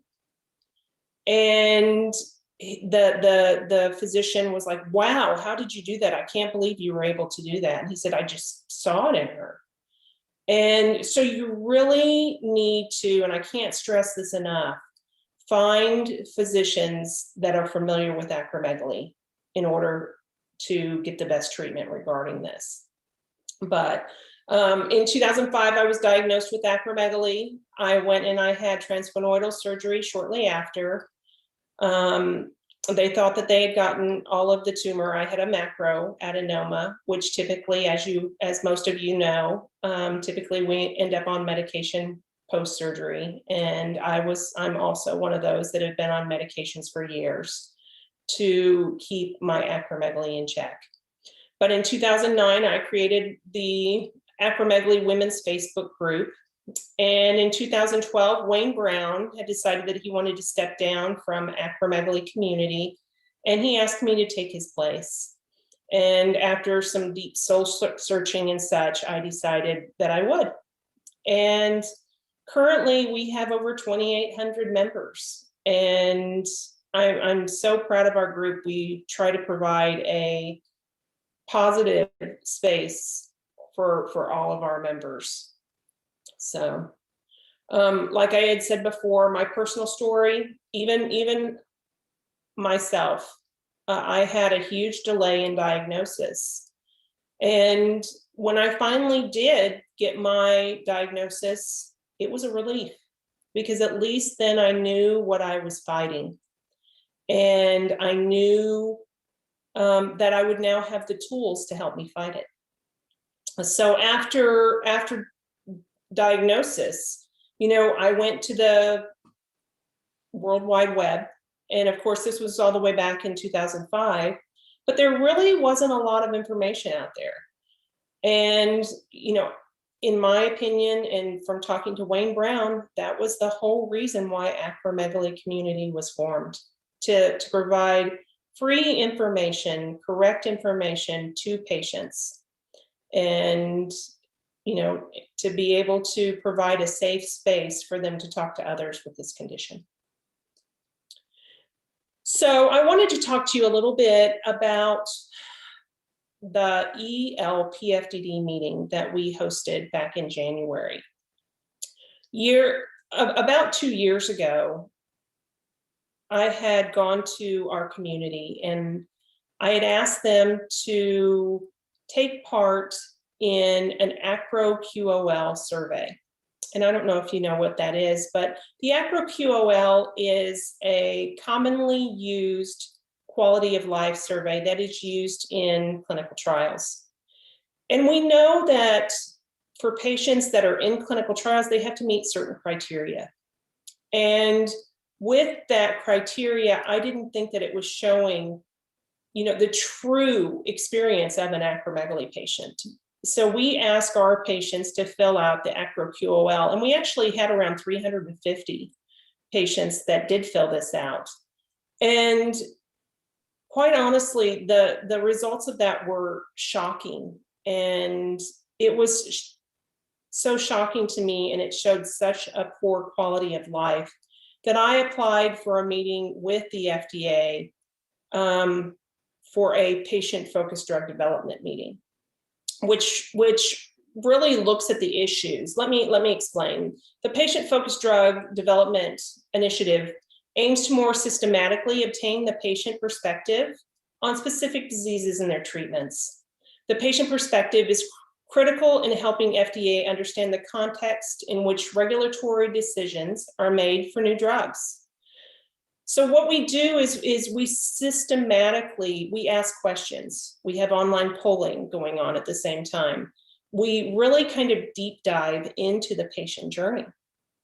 And this gives the FDA and other key stakeholders, including medical product developers, healthcare providers, federal partners, an important opportunity to hear directly from patients, their families, caregivers, and patient advocates about the symptoms that matter most to them, the impact of the disease that it has on the daily lives of patients, and patients' experiences with the currently available treatments. So we really took a deep dive into what it looks like to be an acromegaly patient.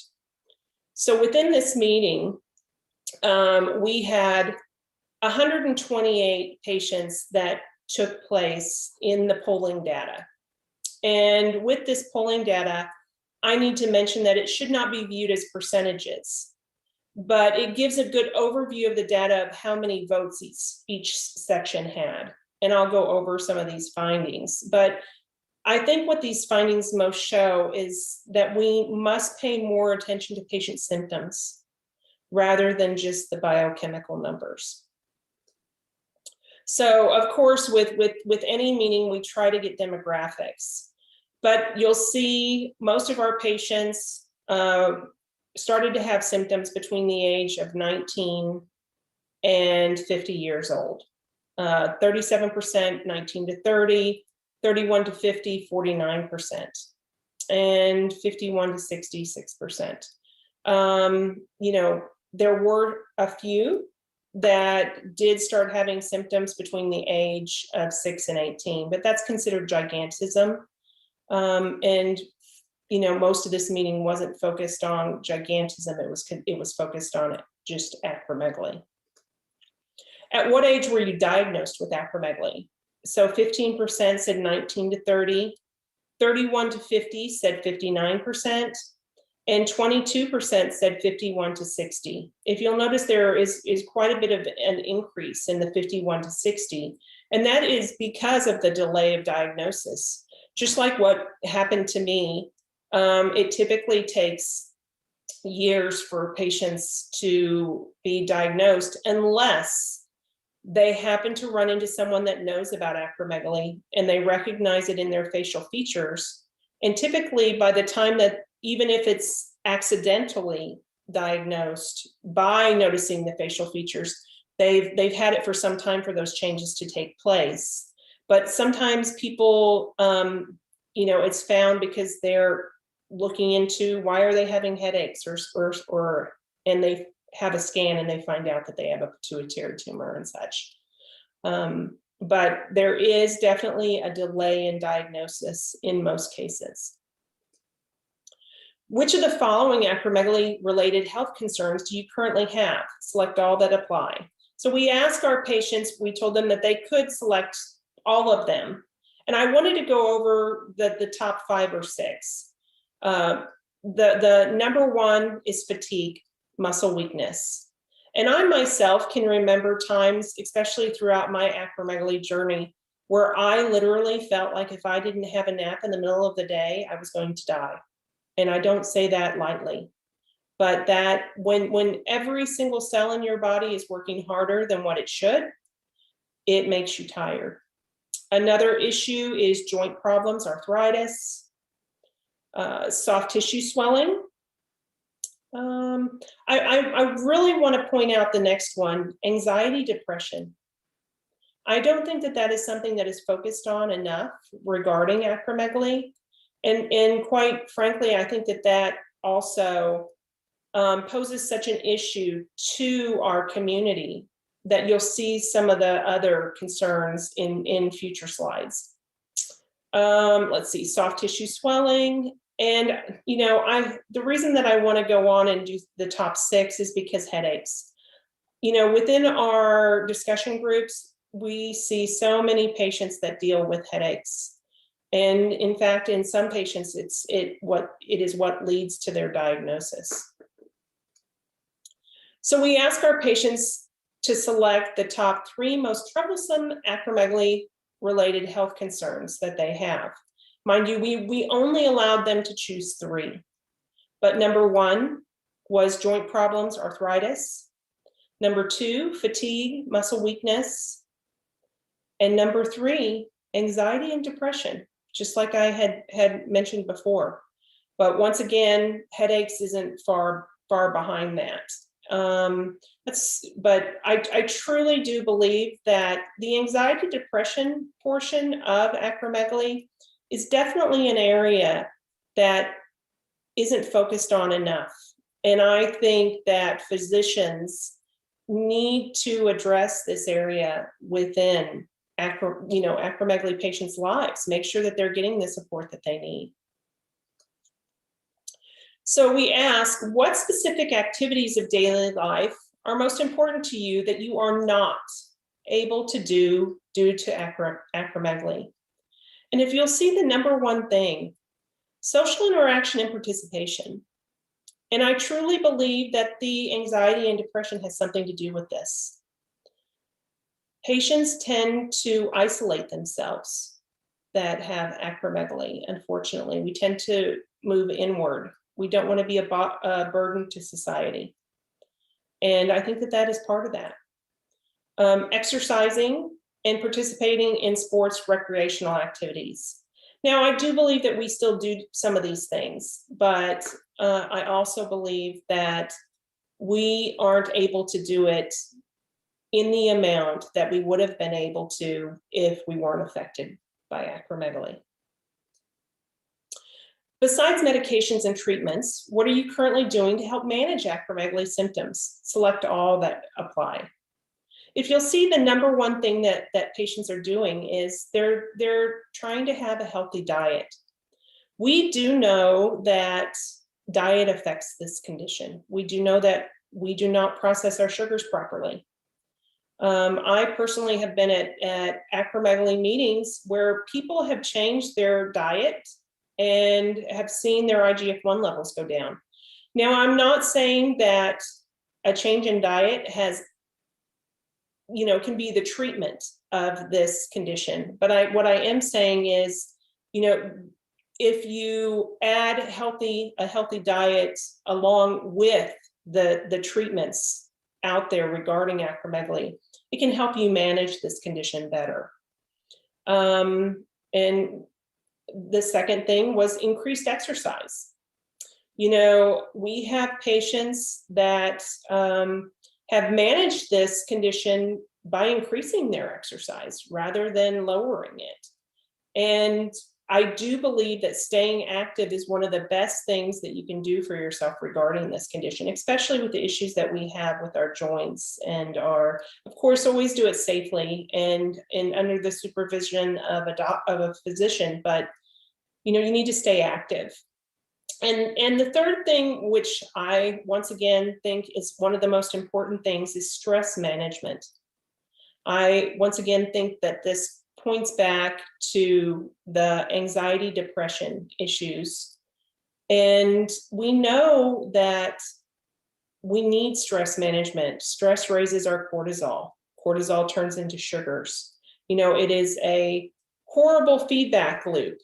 And we need to do things within acromegaly to try to keep our stress levels down in order to help manage this condition. So in my opinion, this is one of the most important parts of this entire meeting because of what I had seen in the AcroQOL. So we ask our patients, do you consider yourself biochemically controlled? Is your IGF-1 within the normal acceptable range for your gender and age? So as you can see, 22% said always, 35% said most of the time, 19% said sometimes, rarely 6%, never 11%. So that is 76% that said always to sometimes, which, actually on paper looks really, really good unless you're one of the rarely or nevers. And for those, my heart goes out because in my opinion, one of the best things that you can do is be in control of the disease rather than the disease being in control of you. So the next question that we ask our patients, do you consider yourself symptomatically controlled? We ask this because of the AcroQOL and the poor quality of life. But it was kind of shocking to me because if you'll notice on the previous slide, always was at 22%. But always on this symptomatically is only at 2%. Most of the time, 29%. Sometimes 18%, rarely 26%, never 22%, and unsure 3%. What is so shocking to me is 48% said rarely or never, where on the previous slide, people considered themselves biochemically controlled 76%. Always to sometimes. So I truly believe that we need to discuss symptom control. It needs to be brought back into the narrative because there are patients who are biochemically controlled who are not symptomatically controlled. So we must do more. When we have almost 50% of patients that feel like they are symptomatically controlled, rarely to never, we need to do more. Physicians need to focus more on the acromegaly burden of living with this disease, and patients need to do more to speak effectively and communicate the issues that they deal with on a day-to-day basis. It's not just about those numbers. It's about our quality of life, and working together, this can improve. You know, I don't know if we need to start taking better notes whenever we go in to see a physician, if we need to track our symptoms better. I do think that those are issues that need to be addressed, because I have found that in most cases, if you're not feeling something, the moment that you're with that physician, you typically say, whenever he asks, how have you been? You typically say, oh, I'm fine. And I found that acromegaly patients are even more stoic than what the average patient is regarding this, because we don't want to be a burden on anybody. But physicians need to know what you're going through in order to help you. So, you know, if you don't have it, there are apps for your smartphones that can be downloaded that are your privacy is protected. You can download the symptom control symptoms, and you know, every day put if you had a headache or soft tissue swelling, you know, there's a list of symptoms there. And if you can't do it on a smartphone, grab a calendar and start marking those days that you have acromegaly symptoms. Go to your physician armed with this. They need this in order to treat you better and know what you need in order to be treated better. So, you know, once again, I do believe that we can improve the quality of life of patients, but it's with all of us working together that will happen. So, once again, I want to thank our sponsors. I do know how important it is to have these events. And I really want to thank our host for bringing forward the patient voice and allowing me to discuss these issues and the findings from this meeting, because it's extremely important. And I'm hopeful that someday symptom control will be brought back into the narrative. And in doing so, it will help the patients. So thank you very much. Have a great day. Thank you, Jill. And thank you for not only all that you've done for our patients with acromegaly, but also on kind of demonstrating how one can advocate for themselves, which is so important in the journey of management, diagnosis and management. At this point, we are going to give everybody a lunch break. So we are going to break here and reconvene at 12:30 Pacific Coast time, which is about 26 minutes from now. Give you guys a chance for a bio break and some nutrition. So we'll see everybody back at 12:30 Pacific Coast time to resume our conversations. Thanks, everybody. See you soon. Thank you. Thank you. Thanks a lot, Jill.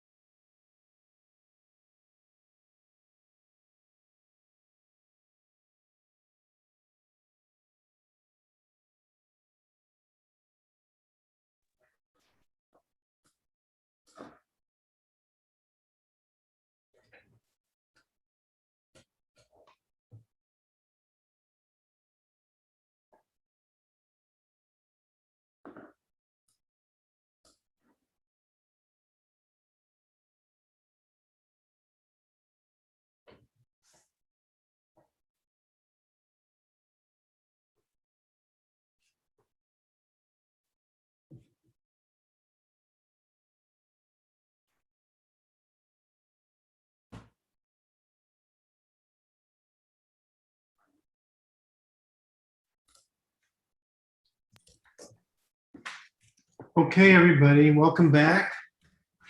I hope everybody had a chance for a break and some nourishment. We are now entering the next phase of our program today, and I'm very excited about introducing Catherine Jonas. Catherine, are you here? I'm here. Can you hear me? Great. Yes, let me introduce you for a second. So just for everybody's knowledge, I'll say a couple words about Catherine. Catherine Jonas is a therapist in Los Angeles, but how I got to know her is because of her work with the pituitary program at Cedars-Sinai. And I heard Catherine speak, I won't even say how many years ago, a few. And because of this, we invited Catherine to speak at a program we had for pituitary disorders a number of years ago as well. And it was so well received. And Catherine is just great. So she works for the pituitary program at Cedars-Sinai, and we've asked her to present to you kind of her experience in working with patients who have pituitary disorders and her take on approaches for you. So Catherine, we're delighted that you're here with us today. So thank you. Thank you, Larry. All right. Hello, everybody. I wish I could see all your beautiful faces out there in the audience. But as we adjust through our year here being safe, we will present from afar. So just know that I am thinking of all of you out there, patients and supportive loved ones. I'm going to start with just kind of opening up with the perspective that I come from. I'm a licensed marriage and family therapist of over 20 years. And in Los Angeles County, have my company called CJ and Associates Care Consulting. We specialize in working with patients and their families that have chronic illnesses. And in regards to our conference today, really looking at pituitary disorders and how we can kind of support you and bring you to what you need. So we're going to discuss a variety of different things today. So first of all, my presentation is going to be different than the physicians that have been speaking and or the other patients who will be speaking their personal experience. So when a client comes to me with a chronic illness, a lot of work needs to be done in the office around kind of adjusting to this new diagnosis. So depending upon where you are in your life with the pituitary disorder that you're dealing with or acromegaly, it's really about how do you see your life moving forward, adjusting to this. So first of all, I do a lot of work with clients around dividing who the person is with their diagnosis. So you're not your diagnosis, it's a part of you. It's just like something that you have or you don't have. So it's something that we really want to look at. It's not all consuming of who you are. Why it's important is that we're going to look at the physiological and psychosocial aspects of your life. These are connected. So I'm going to speak more about this, but how well you take care of yourself and what you need to do will also affect how well you live in the world, which within your interpersonal relationships. We're going to talk about how well you learn to cope. This will affect your overall well-being. And to learn about who you are and how you want to live your life and the choices that you have. So the goals here is that we want to identify the psychosocial stressors. These are going to be different for everybody, but we need to look at what these are in relation to how you cope with having a pituitary disorders. I want you to think about and identify while I'm speaking right now, what psychological challenges that you may be having. Are you struggling with depression, anxiety? What social challenges are you having? How are you doing with your interpersonal relationships with family, outside of family? I really want to talk about coping mechanisms today, which we're going to identify, because how well you cope with any challenge inside of your life will help you do better in life and help you do better in your relationships. And we're also going to talk a little bit about how your thoughts about your diagnosis or about the disorder will ultimately affect your mood and behaviors. So when somebody first comes to my office with a pituitary disorder, the first thing they want to talk about is confronting this diagnosis. You know, life goes along, right, for most of us, and then we hit a bump in the road. You know, we don't plan on getting a pituitary disorder. We don't plan on the things that happen in life that are difficult. So the first thing we need to do is confront this. And most of the time, patients that come to me will talk about that, you know, they've lived a pretty healthy life and all of a sudden their personal security is disrupted. You know, all of a sudden things feel very different. A lot of questions come up about how do I incorporate this new information into my life that I have now a healthcare, a medical issue where my life has been pretty normal. And then we talk a lot about how does this affect my relationships? You know, if I'm in a partnership with someone, how is this affecting me and my relationship with my partner or maybe my children or my parents? How is this affecting how I see myself and the world I live in?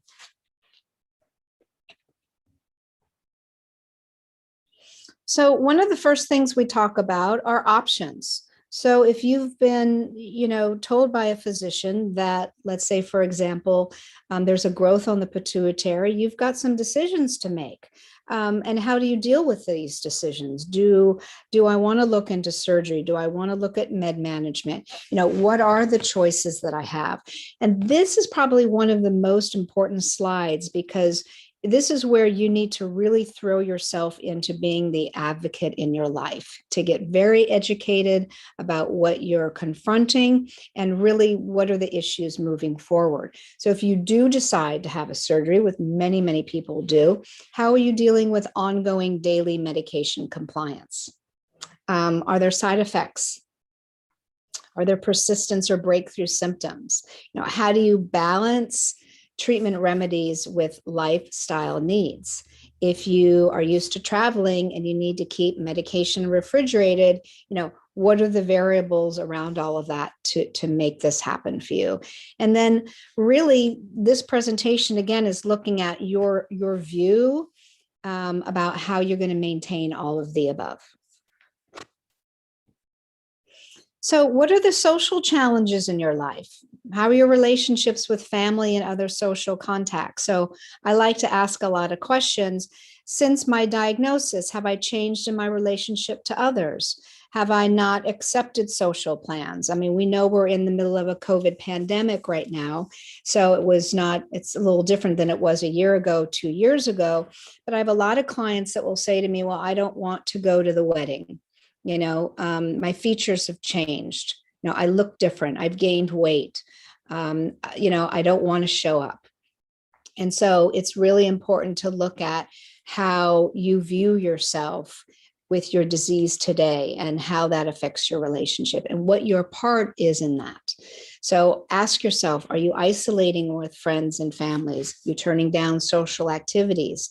Are you less interested in things that used to give you pleasure? So I want to talk a little bit about coping. So, you know, we are, as the human beings, we're pretty resilient species, right? We tolerate a lot. We survive in all sorts of things. We're surviving as the best we can with this pandemic. So we all are affected by stressors in life. That can be anything from a medical illness to an accident, to a job loss, to having a baby. These are all stressors, whether they're positive or negative. How we cope with stress is how we're really going to get through life. Life is not easy all the time. It's not perfect. It's not Disneyland. It's about how to kind of get through the bumps. So the definition of coping is these are strategies which are referred to as specific efforts, behavioral, psychological, that we use to master, tolerate, reduce, or minimize stress. So There are 5 main types of coping mechanisms. One can use each of these types of mechanisms within any given situation. And I'm going to give you some case studies and I'm going to give you some examples. The goal here is to be aware of which coping mechanism you typically do when life gets challenging.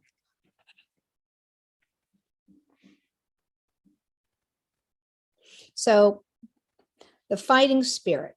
This is where you walk into the doctor's office, you have your notes, you have your questions, you're feeling pretty good, you feel in charge, you're an advocate of your life. That's that fighting spirit, and we all have that. Maintaining this coping mechanism is pretty unrealistic all the time. But I know all of you, and if I was in a room in person with all of you and I asked you to raise your hands, I know that you would be able to feel this. We all have this in our life. This is where the person sees the illness as a challenge, has a positive attitude towards an outcome, and takes an active role in the recovery. So you can exert some control. So it's, for an example, I have acromegaly, it doesn't have me.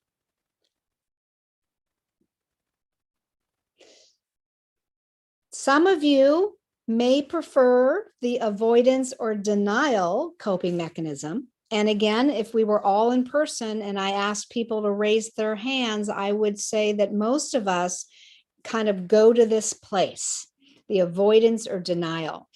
Don't knock avoidance or denial. It's not necessarily a bad coping mechanism. In fact, when we're dealing with severe loss, denial actually is a safety zone for us to go into because the initial shock of the loss is too painful. So denial is very, very common. We don't want to live in denial. So this is where the person denies the impact of the illness. My systems, for example, or I'm going to bounce back and forth here. The threat of the diagnosis is minimized. Maybe we distract and not want to cope with it. And maybe we start using some maladaptive coping mechanisms, those addictions that are very close to us at all times. So an example here would be my symptoms will not go away and it's not that serious. So meanwhile, my doctors told me that something's growing and I'm having these ongoing headaches and my vision's a little blurred, but it's really not a big deal. And we can all go to denial. So some of us go to fatalism. Some of us are very comfortable coping in life in this stance. So the diagnosis represents a relatively minor threat. There's no control that can be done. You're passive. Any strategies of fighting the disorder are absent. So for example, it's all in the hands of fate and I don't really need to do anything. It's kind of like a little different than denial. You're more aware of things, but you're just taking a passive role. Next one, please.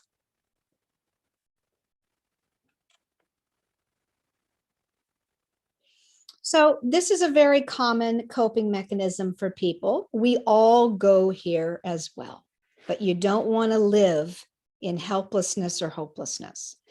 Feelings of being engulfed, overwhelmed by the diagnosis. Maybe all your focus is on loss of life and the impact of this on my life. Maybe you go to a place of no control can be handled here. We don't want to stay in this mode because it can lead to major depression, anxiety disorders. So for example, there's nothing I can do. What's the point of going on? Anxious preoccupation. This is a very common coping mechanism. Personally, I go here a lot. So a lot of people go to just being anxiously preoccupied. So we're compulsively searching for assurance. Maybe you're on the internet worrying about the disease coming back. Physical symptoms are immediately, immediate sign, or a new headache comes about. Maybe you're on the internet researching all night long, looking for cures and remedies and such. So this is, again, a coping mechanism that a lot of people will move to. For example, I can't cope with not knowing what the future holds. anxious preoccupation. And again, this is not a coping mechanism that you want to spend a lot of time in, but we all tend to go here too.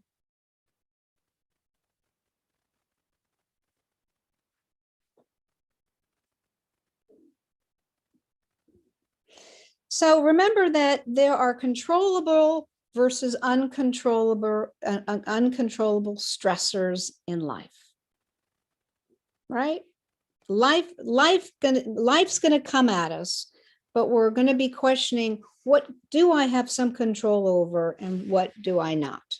So controllable things are, I can choose to use a certain healthcare system, I can choose to use this physician, or I really prefer this physician over this physician. I can talk to the physician about what procedures to undergo, what are my options, what are the disadvantages of this medication. The things that we can't control within life are that maybe we have acromegaly, we have a certain kind of pituitary disorder. Maybe the fact that you need treatment is something that we need to focus on. So if we're looking at how we can cope with controllable stressors, this is where we want to utilize strategies, problem solving, decision making, seeking information, and setting goals. I want you to feel in control of the decisions that you're making. I want you to be smart consumers and ask the questions that you need to know. I want you to be an active player in your recovery.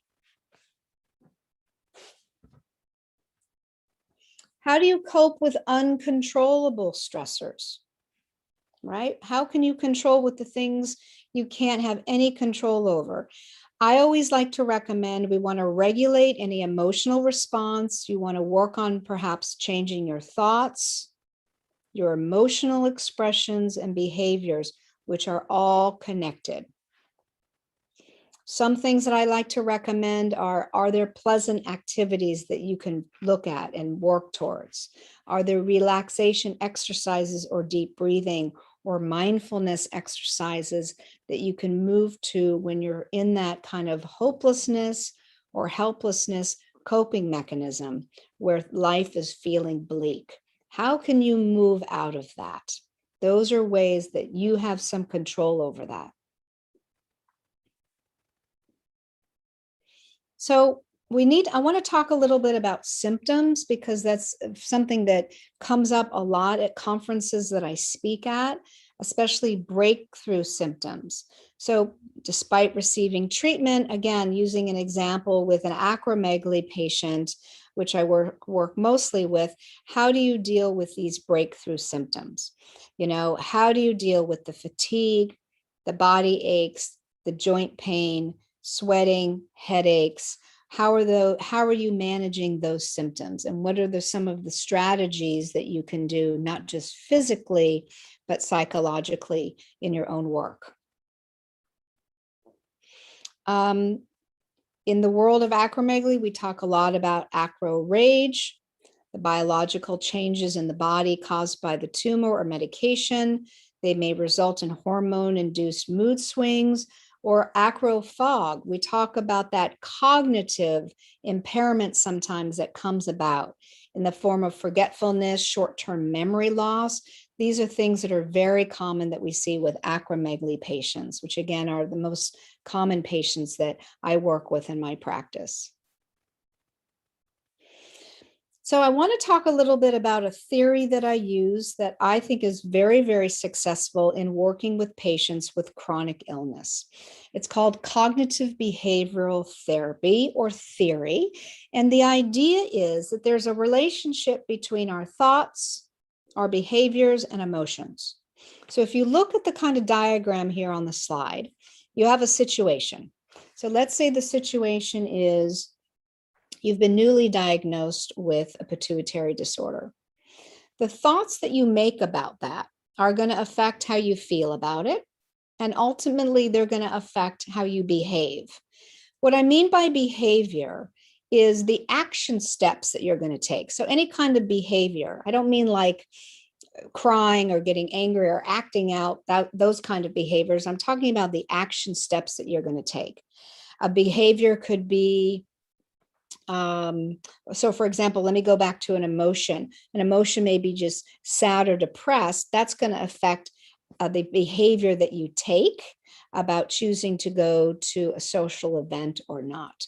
So it all starts with your thoughts about a particular situation.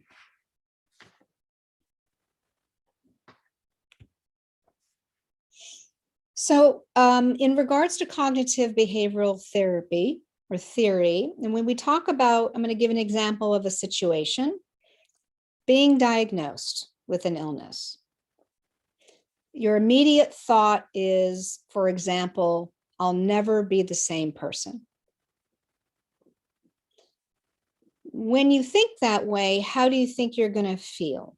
So right after that thought, an emotion kicks in, which is, I don't know if it's for you, but for me, if I say to myself and I think I'll never be the same person again, based on this new illness I have, I'm definitely going to go to fear, sadness, and depression. The behavior that's going to come out of those emotions is that I'm probably going to feel like withdrawing from social situations. I'm not going to want to answer the phone. I'm not going to want to get up. So those are the things that's an example of how this theory works. So if we talk about kind of automatic thoughts for a moment, and we think about, okay, so if the situation is within a cognitive behavioral therapy session, the doctor office calls, that's our current situation. The automatic thought, which is very typical of most patients, is that something's wrong. Something's happened. Something came back on my labs or something came up. Ask yourself, what is your emotional reaction when you think that something's wrong?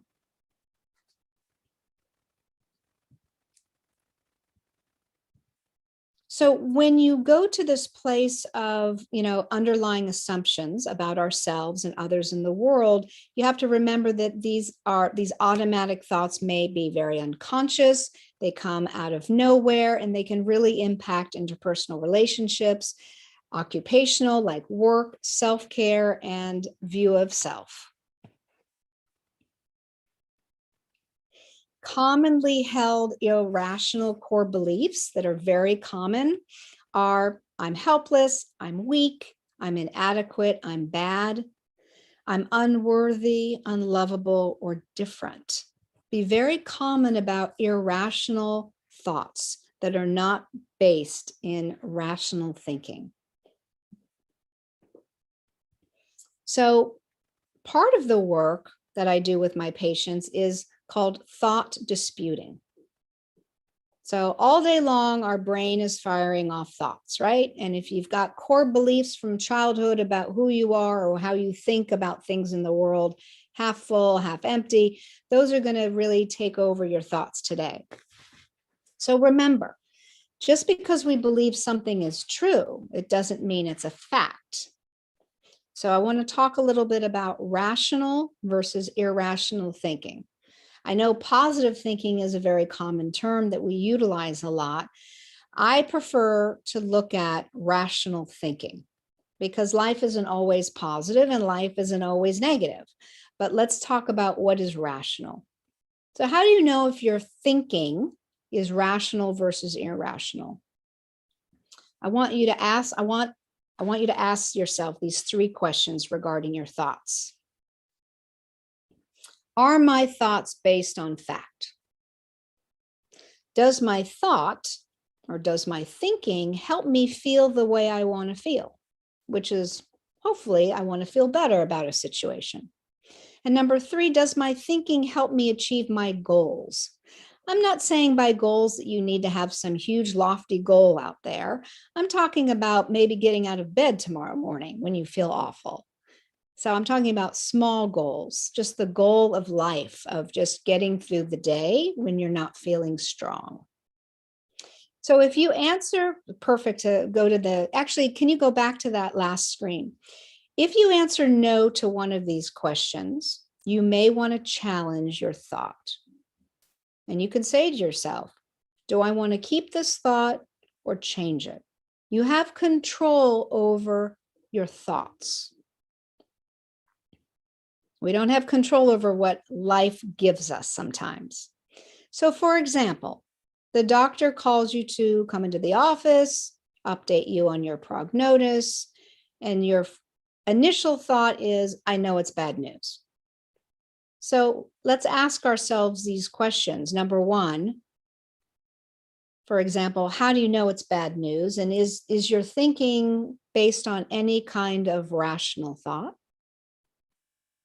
Is it going to help me feel better thinking that way? Or is it going to help me feel better tomorrow when I need to get up and take care of the kids?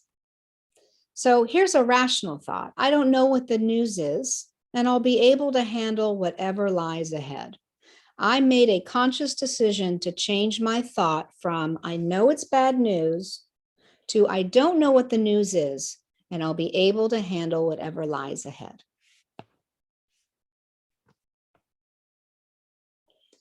Mindfulness, which I'm sure a lot of people in the audience know, is a technique, and I'm going to read this out loud, for changing our relationship to our thoughts and feelings, and that the perspective one gains from practicing the technique. It names a temporary state that is accessible to any human being and a set of permanent traits that may grow in a person who practices it. What I like about mindfulness is that it's very active. I don't know about anybody else watching this presentation, but meditation I can find very challenging, just completely shutting off the brain. I'm very active in my head. I'm constantly thinking. So for me, I can put all my attention on something and I can be actively present in reducing any stress I'm feeling. So what helps a new thought grow? Well, it's called practice. It's kind of like when somebody's starting to learn how to play tennis, they need to get that ball over the net. And by getting the ball over the net, you're going to hit ball after ball after ball to get the ball over the net. And then you're going to fine tune and maybe be able to get the ball over some of the boxes and play with someone. Very similar. You've got to practice rational thinking. And you do this by reinforcing those beliefs. And the evidence is we want our new rational thought to have a solid foundation so that whenever the doctor calls or anybody calls, your immediate thought is, you know what, I'll be able to handle this when it comes about.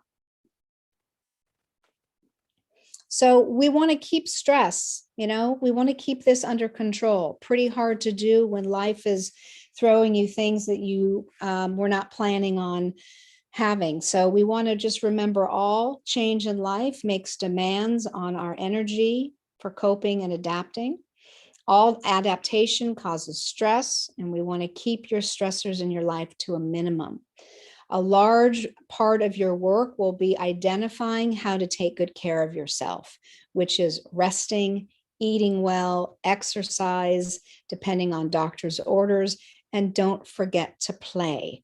That's what we really need sometimes, to find the things in life that give you pleasure. Support groups are wonderful, in my opinion, because they have a bunch of people that are all together with a common denominator that can speak your language, that can be exactly knowing what kind of coping mechanisms you're struggling with the emotions you are. I will tell you, as a professional who's been doing this for over 20 years, I would say always that the support group gives much, much more support as an individual psychotherapist, because again, you have all the support in these groups that can speak languages. So that's what's very important. I also think it's a huge way to socialize. And I think in our world today where we are limited with the pandemic, the Zooms today and all the conferences that we go to on Zooms can bring you closer together with people. So my quotation that some of you may know that I always like to end my presentations with is, watch your thoughts, they become your words. Watch your words, they become your actions. Watch your actions, they become our habits.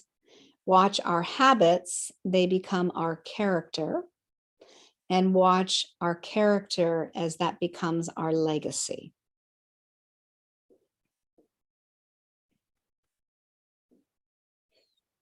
Thank you very much, everybody, for giving me the opportunity to speak with you and keeping good thoughts for all of you. Catherine, that was outstanding. If I could ask you an immediate question, you're giving an approach of mindfulness to kind of restructure how someone approaches an issue. I think the psychological term is cognitive distortion, and changing it to the structure of how one thinks about it. That's so important in a patient with something like acromegaly. How can someone go about finding people who are expert in this? Or are there books for this? Or what will be your suggestion? You know, it's a great question, Larry.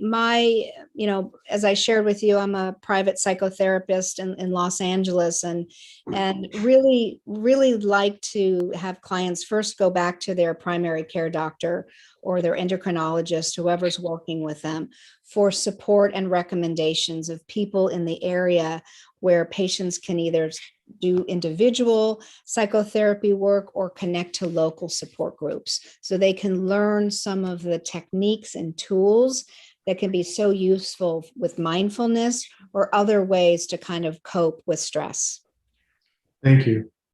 I'm going to ask the other panelists to turn on their videos so we can see them, because we are going to enter a period of questions and answers. For the remaining portion of our workshop, I'd like to introduce an old friend who is joining us today, Dr. Lisa Noctegal. Can you wave so they can see who you are? So Lisa is Associate Professor of Medicine at Harvard Medical School. She's joining us from Boston, where she's also the Medical Director of the Pituitary Neuroendocrine Clinical Center at Mass General Hospital. I should tell you that Dr. Noctegal ran a similar workshop, a very successful one yesterday through Mass General on acromegaly, and we are so appreciative that she is joining us here today for our Q&A session. So Lisa, welcome here. Thank you, Larry. Thanks for having me. Sure. So I have a number of questions that have popped up in the box. I'm going to pose it to people directly here on this call. The first I'm going to pose to both Drs. Noctegal and both to Lisa and Juan. And this has come up several times of people asking about, what do we do if I'm told I have acromegaly, I have a high IGF-1 value, but the MRI doesn't show much? And what do you do in that kind of context? The MRI, I'm told, looks normal. I don't know what to do. What, in your experiences, what have you seen and what would you suggest? I'll start, Juan, if you don't mind. So in the case of an elevated IGF-1 and no pituitary tumor, I would start with three possibilities. One is you're the really rare case where you have acromegaly with no visible tumor, which happens. It's been reported, but it's super rare. The other is that it's a mistake and the diagnosis is wrong, so that the IGF-1 is kind of a fake high IGF-1. So I would do an oral glucose tolerance test and make sure that you've confirmed that, or that there's signs and symptoms by an expert that are recognized. And the third thing is that you have a very, very rare form of acromegaly, probably just as rare as having acromegaly with no visible tumor, or even rarer, where there's an ectopic source, meaning outside of the pituitary, there's a source of stimulus to growth hormone. So either a tumor making growth hormone, or a tumor making growth hormone, releasing hormone, which stimulates growth hormone. Those tumors are really rare. And usually in that third case, the pituitary will look plump, not normal. So I'll let Juan take it from there. That's a phenomenal answer. Just to complement that, I would say that what is being labeled as a negative MRI or not clear tumor on the MRI has to be reevaluated by expert eyes again, and make sure first that the MRI is a fine cut protocol. You know, MRIs, often they do brain MRIs where the pituitary, as you know, is just a centimeter. And sometimes the cuts are, you know, as thick as that. So you need to do very fine cuts, you know, ideally 1 millimeter or 1.5 millimeter fine cuts through the pituitary. You can really see very well the small details. And often I've seen patients where they say, nothing is seen in my MRI, but we evaluate the MRI or we do a better MRI and we actually see tumor. Thank you. Any additions to that? Okay. I have a question for Catherine. Yes. So in your experience, I mean, you were describing some of the psychological effects of having acromegaly. And in your experience, can you tease out how much the psychological effects come from the changes in appearance versus just the hormonal changes that are happening with the acromegaly? Or can you? Yeah, that's a really, really great question, Larry. I think it's a combination of everything. I think it's the initial hit of going through life that everything was kind of fine and perfect and pretty healthy.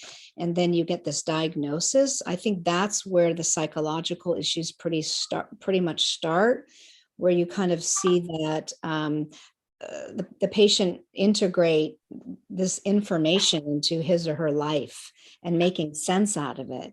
I see Jill nodding, and then how do you incorporate all of this, and then decisions, and then a possible surgery and the hormones. And then my features have changed and I've gone to 8 doctors and no one's been able to diagnose this. So I think it's really a combination of all of the above. Thank you. Jill, do you want to add to that? I would agree with her because it's looking in the mirror and not recognizing what's looking back at you. Mm-hmm. And I don't say that lightly. And so many of the patients that are within our group, search for years to try to find out answers. And most of the time they hit roadblocks when there truly is something wrong with them. And so, they're dealing with this on many different levels. It's hitting them on many different, they tend to even doubt themselves because they've been told for years that they're wrong, that they're fine, if that makes any sense. Mm-hmm. It does. Thank you for that. Interesting. Thank you. I have a question for doctors, for Dr. Dodd to start here. There were several questions on loss of smell, the sense of smell. And I know that the ENT surgeon spoke to this a bit, but the loss of smell, does that happen after surgery? A little bit more, if you tell us a little bit more, and does it resolve? And the same, does it happen after radiation treatment? That came up as a question too. Excellent question, Larry, and thanks for the participants for asking that question. Obviously, as Dr. Nayak very clearly described, the elemental receptors for smell are located within the nasal cavity and the roof.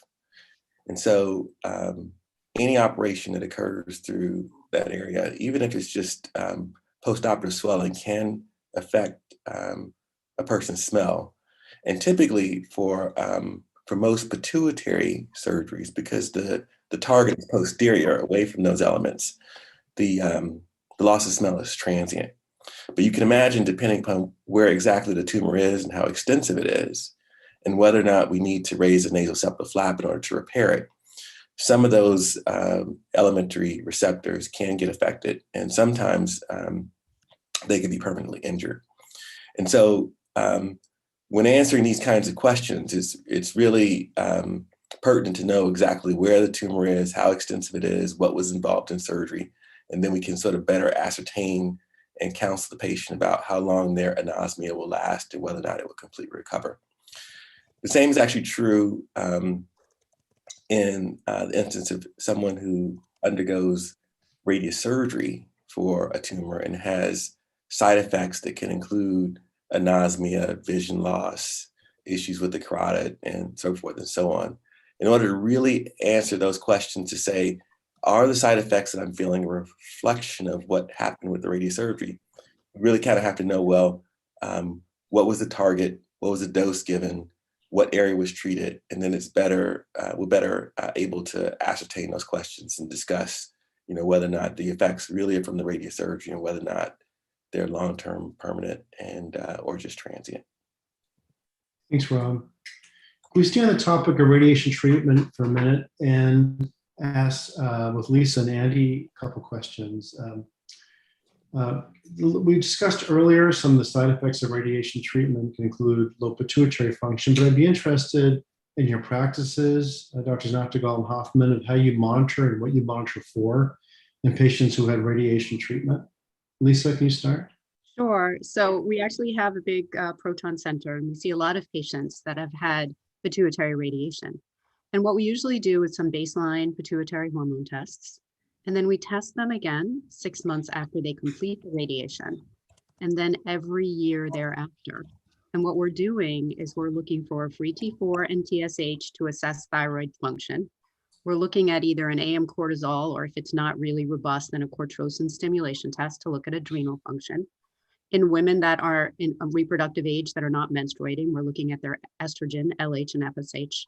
And in men, we're looking at testosterone and LH and FSH. And we can also look at IGF-1 levels in patients with acromegaly. So that's what we do, and we do it annually, ongoing, forever. We do exactly the same thing at Stanford. I think it is important for people to realize that radiation treatment may lead to very subtle and slow changes, and that we do have to continue to monitor them even 5, 10, 15 years after the therapy. It's important for us to monitor on a regular basis because the development of low pituitary function can be very, very gradual and subtle, and you may not recognize the symptoms that occur, and often biochemical changes occur before any real symptoms occur. Thank you. Thank you, guys. Question for Jill, if you don't mind. There's been some questions about ghrelin. I know you've thought a lot about this, about the impact of acromegaly and the stomach and ghrelin and what that does to the acromegaly and the body. Can you tell us a little bit about what your thoughts are on the subject? I'd be happy to. So, you know, at every conference that I go to, I not only corner scientists on acromegaly, I corner them on ghrelin, because I personally think that it might be the missing link in acromegaly. You know, what do they do whenever children are small? They feed them. And there's a feedback loop.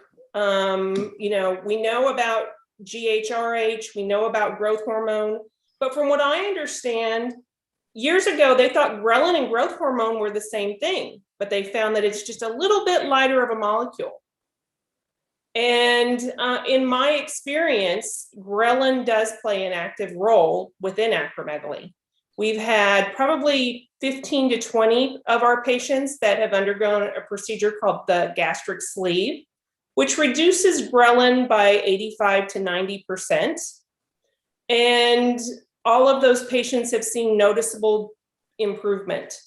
I myself read a paper by Pamela Frida many years ago that stated that post-pituitary surgery, acromegaly patients' ghrelin is typically 2 to 3 times of what is normal. And I took note of that, and I underwent the gastric sleeve procedure myself. I went to my endocrinologist. We discussed it at length. And when I did that procedure myself, my shoe size went back to my high school size. The gaps in between my teeth closed. And the surgeon that did it said that he had never seen the noticeable difference in the face that he had seen overnight that he had seen in my face. Since that time, like I've said, there's been 15 to 20 of our patients that have undergone that procedure, and they have all had very similar responses to this procedure. So I think that it definitely should be researched regarding acromegaly and the role that ghrelin plays. Thank you. Thank you very much, Jill. Welcome. I have a question for Juan. There's a question about repeat surgery. Are there concerns about operating in the nose? If someone's already had at least one surgery, are there further concerns about defects to the nasal septum? Or the problems associated such as? Yeah, well, we unfortunately have to do reoperations, and I do quite often. And a reoperation always poses more challenges than a virginal operative field, of course. The issues with the septum, they have a difficult solution. If you have a septal perforation, it's difficult to fix that. It really is. But usually reoperations don't cause more damage to the nasal cavity that you originally have, but you cannot make it better. Thank you. There are a number of questions on long-term complications of some of the medical therapies. I'm going to ask with Lisa and Andy to split. I'll split them up for you guys, such as their examples about if any cause hair loss or how they're monitored.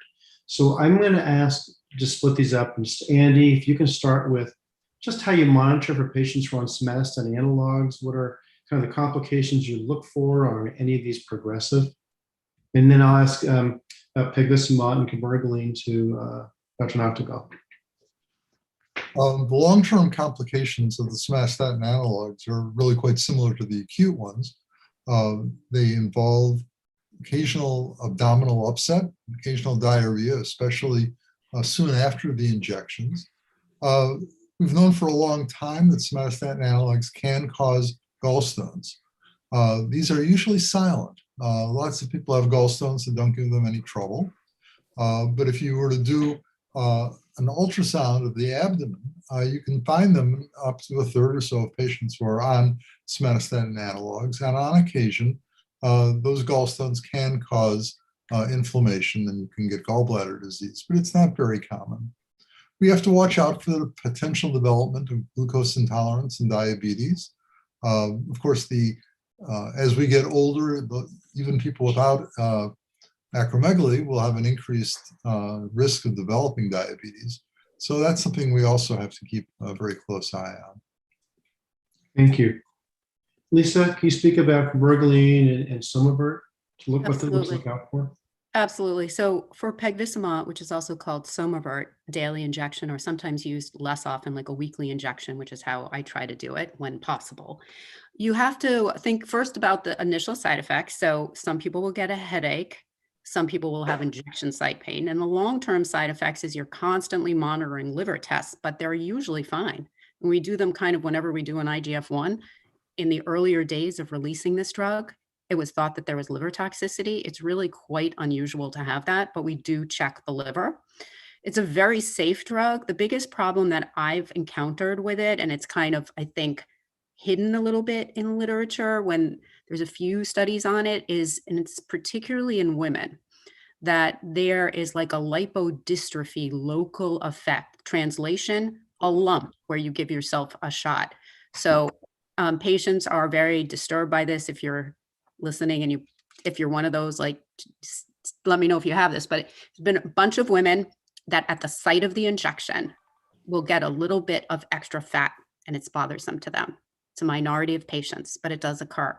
And then the last and probably the most medically important thing is to watch for tumor growth. So if you have a remnant tumor and you're well controlled with your IGF-1 on pegvisomant, that is good for the biochemical control. But you have to make sure that your tumor is also controlled and follow that. Thank you. Can you say anything about cabergoline? Oh, sorry. Yes, absolutely. So we use cabergoline a lot in combination therapy and in mild cases as the only therapy. And of course, you will all probably know about those studies from probably about a decade ago now, where there were some echocardiogram problems, heart valvular problems that occurred. Those are very rare in patients with pituitary tumors, and multiple studies have been done and shown that in patients with acromegaly, cabergoline does not cause any real heart valvular problem. Those studies came from patients on much higher doses with Parkinson's syndrome, but we do watch the heart in patients on high doses for a long time, especially patients with acromegaly that may have a little bit of an increased risk to cardiac valvular disease. And the only other thing I would say about cabergoline in terms of, except the usual side effects of headache or nausea that you may have early on, is that a later finding that you may not associate with cabergoline, but it's there, is some of the psychiatric effects of this drug that can happen even a few years into therapy. And if you don't know that they're connected, you would never think it. And so there can be psychosis, there can be impulsive behavior and compulsive behavior. And I'll just give you an example from a real life patient of ours that is always in the forefront of my mind when I give anybody Cabergoline. He's a pilot, he has acromegaly, he's had a family, he's been a good guy. And he goes on Cabergoline. This was actually many, many years ago. And just his wife needed a restraining order against him. He punched his hand through the window. He was cross-dressing. I mean, really things that you would never think were related to a medical therapy. We stopped it. He had surgery. He had radiation. He's back flying his planes with his family. So I just mentioned that because you would never think of that side effect if a doctor hadn't told you to connect it. Thank you. Jill, do you want to add to that? Yeah, in our patient-focused drug development program, we had a patient that was on Cabergoline, and he had sex addiction. And another common thing that we see with patients on that is gambling addictions. They stop the medication, and those they go away.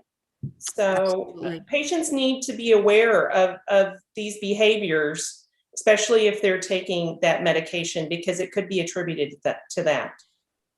And it makes sense, right? Because it's a dopamine agonist. So these are dopamine-driven behaviors. Catherine's shaking her head because these are behaviors that are brought out by excess dopamine tone. Catherine, do you want to add to that topic? I think, Lisa, thank you. I mean, speaking to the medical piece of that, but when a side effect so severe like that is starting to trigger an addiction, it really starts affecting the person, their interpersonal relationships, the fact that the wife had to get a restraining order, if there's children in the house, and then obviously that person who's acting in that way, you've got to know that he or she's in a lot of emotional pain, and I think the effect of that as well on the person's kind of soul is very impactful. So it's you want to identify what's the cause of those behaviors really quickly. I also want to mention that those are rare and most people do quite well with Cabergoline, but it's important to know about them. Yeah. Thank you for that. Can I add to the somatostatin analog? One of those side effects, and this is brought up in the chat function, the Q&A function, it can be hair loss. And when this happens, the good news is it's reversible. The hair follicle essentially goes to sleep, but this can be an issue for some people with the hair loss, and that would add to further stress and psychological issues regarding appearance. Just make that point too. Can I ask a question to Catherine about psychological issues that maybe acromegaly, maybe not, that happen right after surgery? Are there certain stressors that surgery can bring on that people should consider? Depression, anxiety, I don't know. This will come up, question, that may not be long-term, but more short-term associated with interventions. Sure, I could speak to that. Surgery is scary for all of us, regardless of what the procedure is or how it's being done. I mean, I think looking at how a patient can be an advocate is really to set up his or her support system for post-surgery. What's it going to look like when you go home? Are you going to have somebody there with you? What about making meals? What about the things that you need? What if there's a complication right away? So I think the more support the person has or can build with family or friends can really help the healing process as well. Thank you. Andy, question for you. You may have been answering it as we speak, but the question came up, it's a good one, about can we overtreat acromegaly and result in growth hormone deficiency? And how should we think about that? And what can we do about it? Well, we not infrequently see growth hormone deficiency after the treatment of acromegaly, especially if there's been radiation therapy involved. But sometimes as part of either the therapy for acromegaly or because the tumor is so large that it damages much of the normal gland, we find that after cure of the acromegaly, the IGF-1 level becomes very low and patients really do suffer from growth hormone deficiency. And there have been a number of trials over the years that have demonstrated that patients who are growth hormone deficient, even if they had had acromegaly in the past, really benefit with growth hormone replacement therapy. In this case, you're giving growth hormone, just the same amount of growth hormone that the body would normally make, and patients often feel much better. Lisa, could I pose that question to you? Because your center's done a lot of work in this. A lot of Yes. the primary publications we have on this come from Mass General. Do you have any further experience to add? I agree that there is a substantial subset of patients with acromegaly, typically those that have had radiation, that have growth hormone deficiency. And it's kind of a debate of whether like you want to kind of even it out in your life so that if you spent 50 years or 40 years with too high in IGF-1, maybe you should spend the next 40 years with too low. That's one argument. The other argument is that there's no reason to suffer from growth hormone deficiency when you can replace it. And we have had good experience in our studies at Mass General as published for body composition benefits, bone density benefits, cholesterol benefits with growth hormone replacement in patients with acromegaly. But from my own personal experience, because I have followed some of those patients that we reported in those studies for many years. And what's interesting is that almost all of them that were offered growth hormone in the study really want to stay on it, which tells you a lot. The studies were short that we published, and so we don't know the long-term safety results in terms of years and years and what that does in terms of cancer or heart. But what we do know is that patients do feel better on it, better quality of life, better body composition. And it was telling to me because in a career where I often suggest growth hormone for pituitary patients that are deficient, and then some people go try it, they're taking shots, they're paying all this money for the insurance, and they feel no better on it. But my experience with the people that were in those early studies was they wanted to stay on it. Thank you. I'm going to pose a question to Olivia, Erin, and Victoria. If you're on here, so I see your names, so I think you're still here. If you could speak a little bit about to some of the challenges that you see that patients face either before or after surgery, with acromegaly specifically, but after even surgery, what you experience, what can you share with the audience? Maybe start with Erin. You're on mute.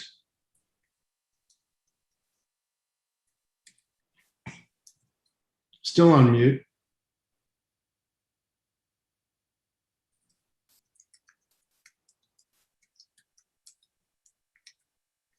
Okay, while you're figuring out your mute system, Olivia, do you want to take a stab at that? Sure. So following our surgeries, we often have to do a little bit of postoperative endocrine care.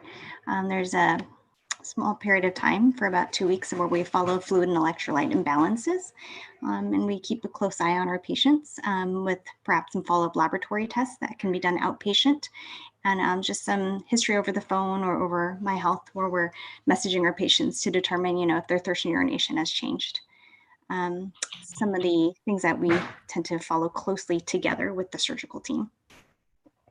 Erin, did you have something else that you wanted to add? Oh, Still don't hear you. I'm so sorry. Maybe charades will help. Yeah, sounds like. We don't hear you yet, Erin. Maybe work on that. I'm going to come back to you, okay? Maybe Jenny can help you. Hey, Victoria, do you have any suggestions to add? You're on mute too.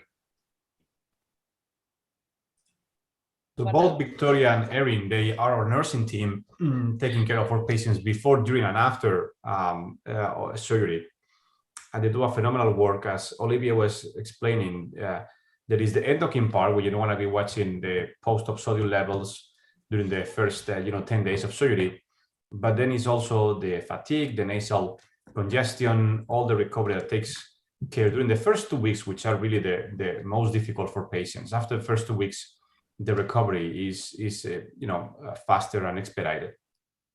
Thank you, Victoria. You're on. Can you hear me? Yes. Okay, great.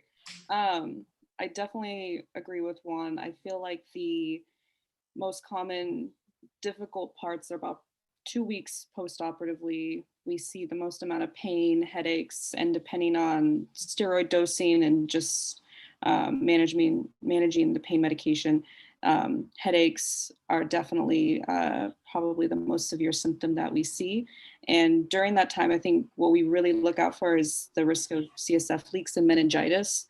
It's very rare that we see that, but it's something that is on our minds during those first 2 weeks postoperatively. Yes. Aaron, I hesitate. Either you have really bad laryngitis or it's just not working. Okay. Sorry, Aaron. Sorry. Thank you, everybody. Aaron, keep working. There's a question about Paceriatide, Signifor, and I'm going to ask Lisa if I could ask you the role that you see for Paceriatide, and a little bit about what it is. I discussed it earlier today, but if you can say again what it is as a medication and what the role is as you see.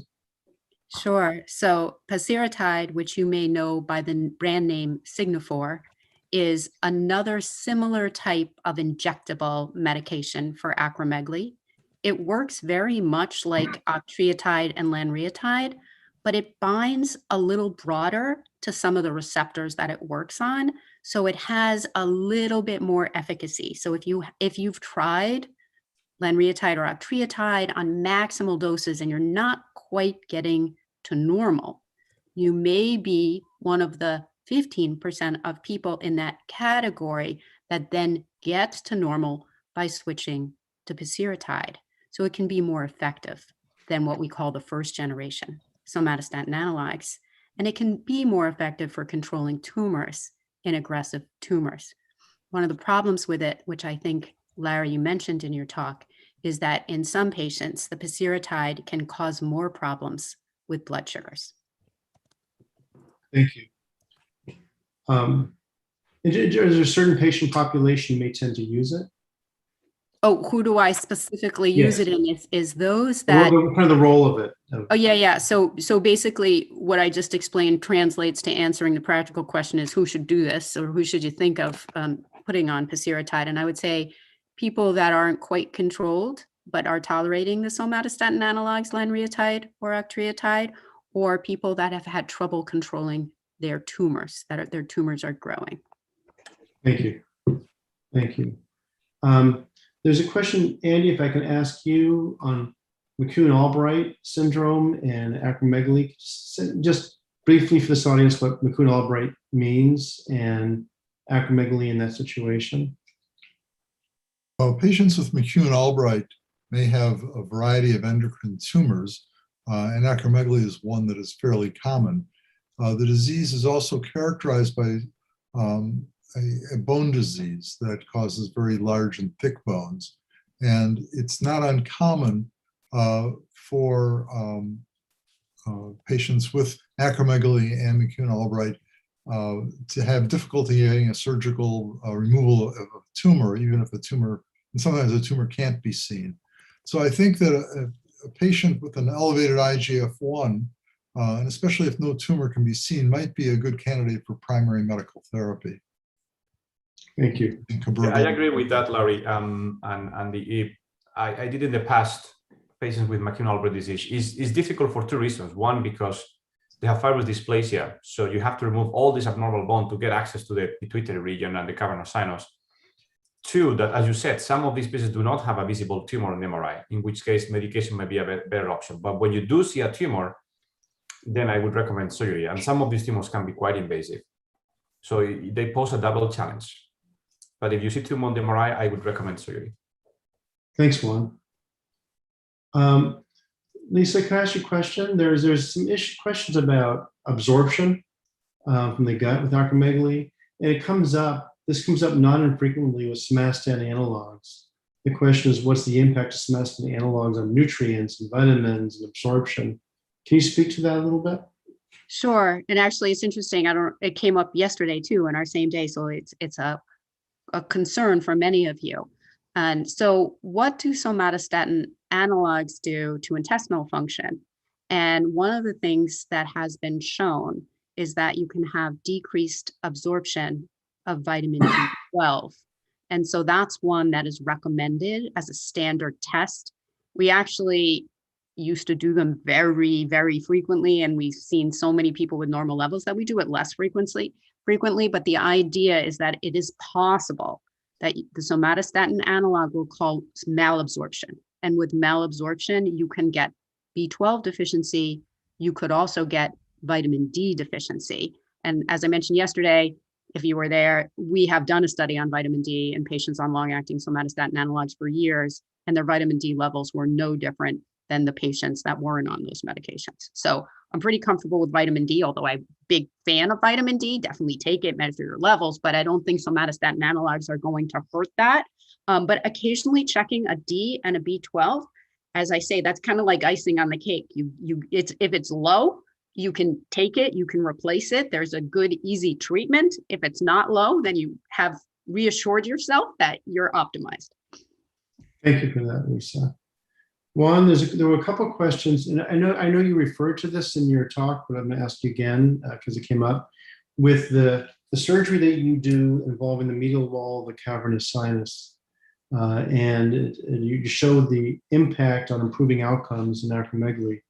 But there was questions about two questions. One is, how many centers do this? And that was one. And two, side effects. You talked about potential side effects on the nerve system with this, and do they get better? Okay, let me go for the second first. There are no long-term consequences of removing the middle wall by any means.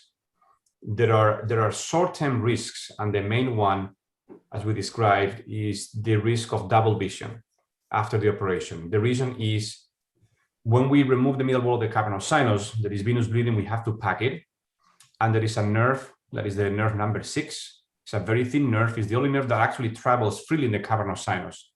And that nerve could be compressed by that hemostatic agents we place, and therefore you can get a double vision from that. In my experience, it happens now in less than 5% of patients when we do this, and it always recovers. It can take up to 3 months and it's bothersome, but it always recovers, so it's very encouraging. There are no other consequences that I can think of or I've seen. Now, in terms of how many centers or surgeons do this is a difficult question. The short answer is very few, but I think we are expanding the knowledge, and we're training more and more surgeons to be able to do this. So in the near future, I do believe this will be a standard of care, although there will be few surgeons, I think, that will be properly trained to perform this technique. Thank you. There's a question, can I ask you another one, a follow-up one? There's a question about nasal polyps. There's polyps in general may be increased in numbers in acromegaly. Do you see this in patients in operations with acromegaly? Does your experience say that there's more nasal polyps with acromegaly? I don't think so. Definitely the nasal cavities are enlarged. The turbinates are enlarged, but not necessarily polyps. Okay, thank you. Andy, there was a question that came up earlier today about what acromegaly being a progressive disorder. Can you speak a little bit about to that, how you would address that? If someone asked you, is acromegaly progressive? How do we think like that? Well, I think that if we were talking about acromegaly that is untreated or not completely treated, then we can expect that many of the consequences of acromegaly will be progressive, that you'll have continued heart disease, there may be continued blood pressure control issues, and issues about developing diabetes. If you do get the acromegaly under control so that the IGF-1 level is in the normal range, and so that the stimulated growth hormone levels aren't high, then I think you can be assured that most of the other issues will not progress. Some will get better and some will probably stay relatively the same, again, with the exception usually of the arthritis. And some of this has to do with normal aging. As we get older, even individuals who don't have acromegaly are prone to develop osteoarthritis. they're prone to develop heart disease, high blood pressure, and diabetes. So that some of these things will tend to occur just as we get older. But I think that acromegaly is not progressive if it can be controlled or cured. But that if it is not, then you do risk having really some severe problems with metabolism and with heart disease. Thank you. I'm going to follow up that question to one for Lisa, and something that Andy just said and then Jill Sisko said earlier about having patients be proactive about their signs and symptoms and making sure that these are raised. So when a patient who's been followed up, in addition to making sure the growth hormone and IGF-1 are under control, the tumor is under control, what else do you ask patients, and what else do you monitor in patients in addition to just making sure the IGF-1 is monitored?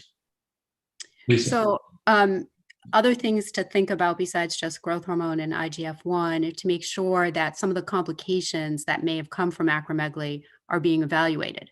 So for example, if you're really tired and everything is normal, do you have sleep apnea?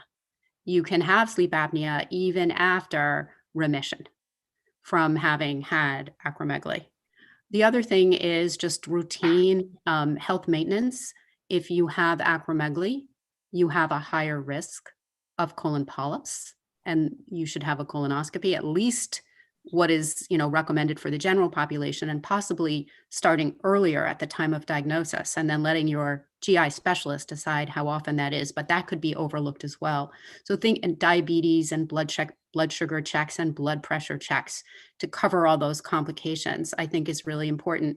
And then the other thing is just if all the symptoms of acromegaly, I'll go through them even if the IGF-1 is normal. As you know, we had a similar day yesterday and we did some polling questions. And what you told me is that half of you still have symptoms of acromegaly when your IGF-1 is normal, which is interesting. Thank you for that. Erin, you can stop sharing your screen, if you don't mind. I'm going to, Erin, thank you. Let's see, any other questions? I think we got the majority of questions. Erin, can we hear you now? Are you audible? You might be able to hear me. Yes. Yay! Okay, we hear you. I don't know if you can see me. Patients Yes. who have pituitary diseases. Erin, can you answer the question beforehand about challenges that you see in the clinic? Both the diagnosis and therapy is constantly. Erin? The pituitary gland is the master. So I'm gland. It having, sits in the right, center. one moment, please. Oh my God. I missed your question, Larry. Could you repeat it? Challenges that you see that patients face in the clinic. This is going to tie up the session today. So as the nurse practitioner, a lot of the questions that a lot of my job is kind of helping people through this whole process. And so as many of the speakers addressed today is just, first you're kind of grappling with this diagnosis, and then you're grappling with the implications of the interventions. And so supporting the neurosurgeon, I'm trying to help people address this idea of, trusting the team to go what is very understandably a very scary process. I mean, so my process is to help people kind of understand just the risks and benefits of surgery, and really stress the importance of asking as many questions as you need to be comfortable with the treatment plan that you're choosing, and I think that connection with patients, understanding and trusting in the team and what's being proposed cannot be underestimated, because it's hard what you have to go through as a patient, and we understand that. So it's important to Thank you very much, Erin. I'm going to end the Q&A session now and just say first to Dr. Lisa Noctegal, thank you for joining us from Boston. Appreciate your presence very much. Thank you. Thanks for having me, Larry. Sure, and thanks everybody else on the panel, Catherine for a really terrific talk and for your participation, and Jill, and all the others. I'm going to pass the baton back to Juan. Thank you, Larry. Well, thanks everybody for spending this morning and afternoon with us. It's been an honor and a privilege to be with you. We want to again thank our sponsors, Stanford Healthcare, Casma and Record Daddy. And we also want to tell all the patients and families, if you want us to review your case, we'll be happy to do so. You can connect directly with us, and we can review your MRIs, provide recommendations. This is what we love doing, so we'll do it very happily. For this, I conclude. Any final remarks, Larry, you want to do? Andy? I'd just like to thank everybody for their attendance, and we are available for any questions that come up. We're happy to answer them. Yes, I want to add to that. Thank you, everybody, for spending your Saturday with us, your precious time off. But I hope this was valuable for you. I hope you realize that there's a lot of people in your corner from many, many different angles, and we're here to support and guide you through your journey. Enjoy the rest of your day. And Jill, do you have any comments to add? Yes, Please, I want please to do. add. No, I really want to thank everyone that has participated in today. I know that putting together meetings such as this is not easy. We do appreciate you investing your time and everything that you did into this to help us be our best at living with this disease. So we do appreciate you. Thank you. Okay, thank you. Everybody, enjoy the rest of your day. Bye-bye. Bye-bye. Thank you.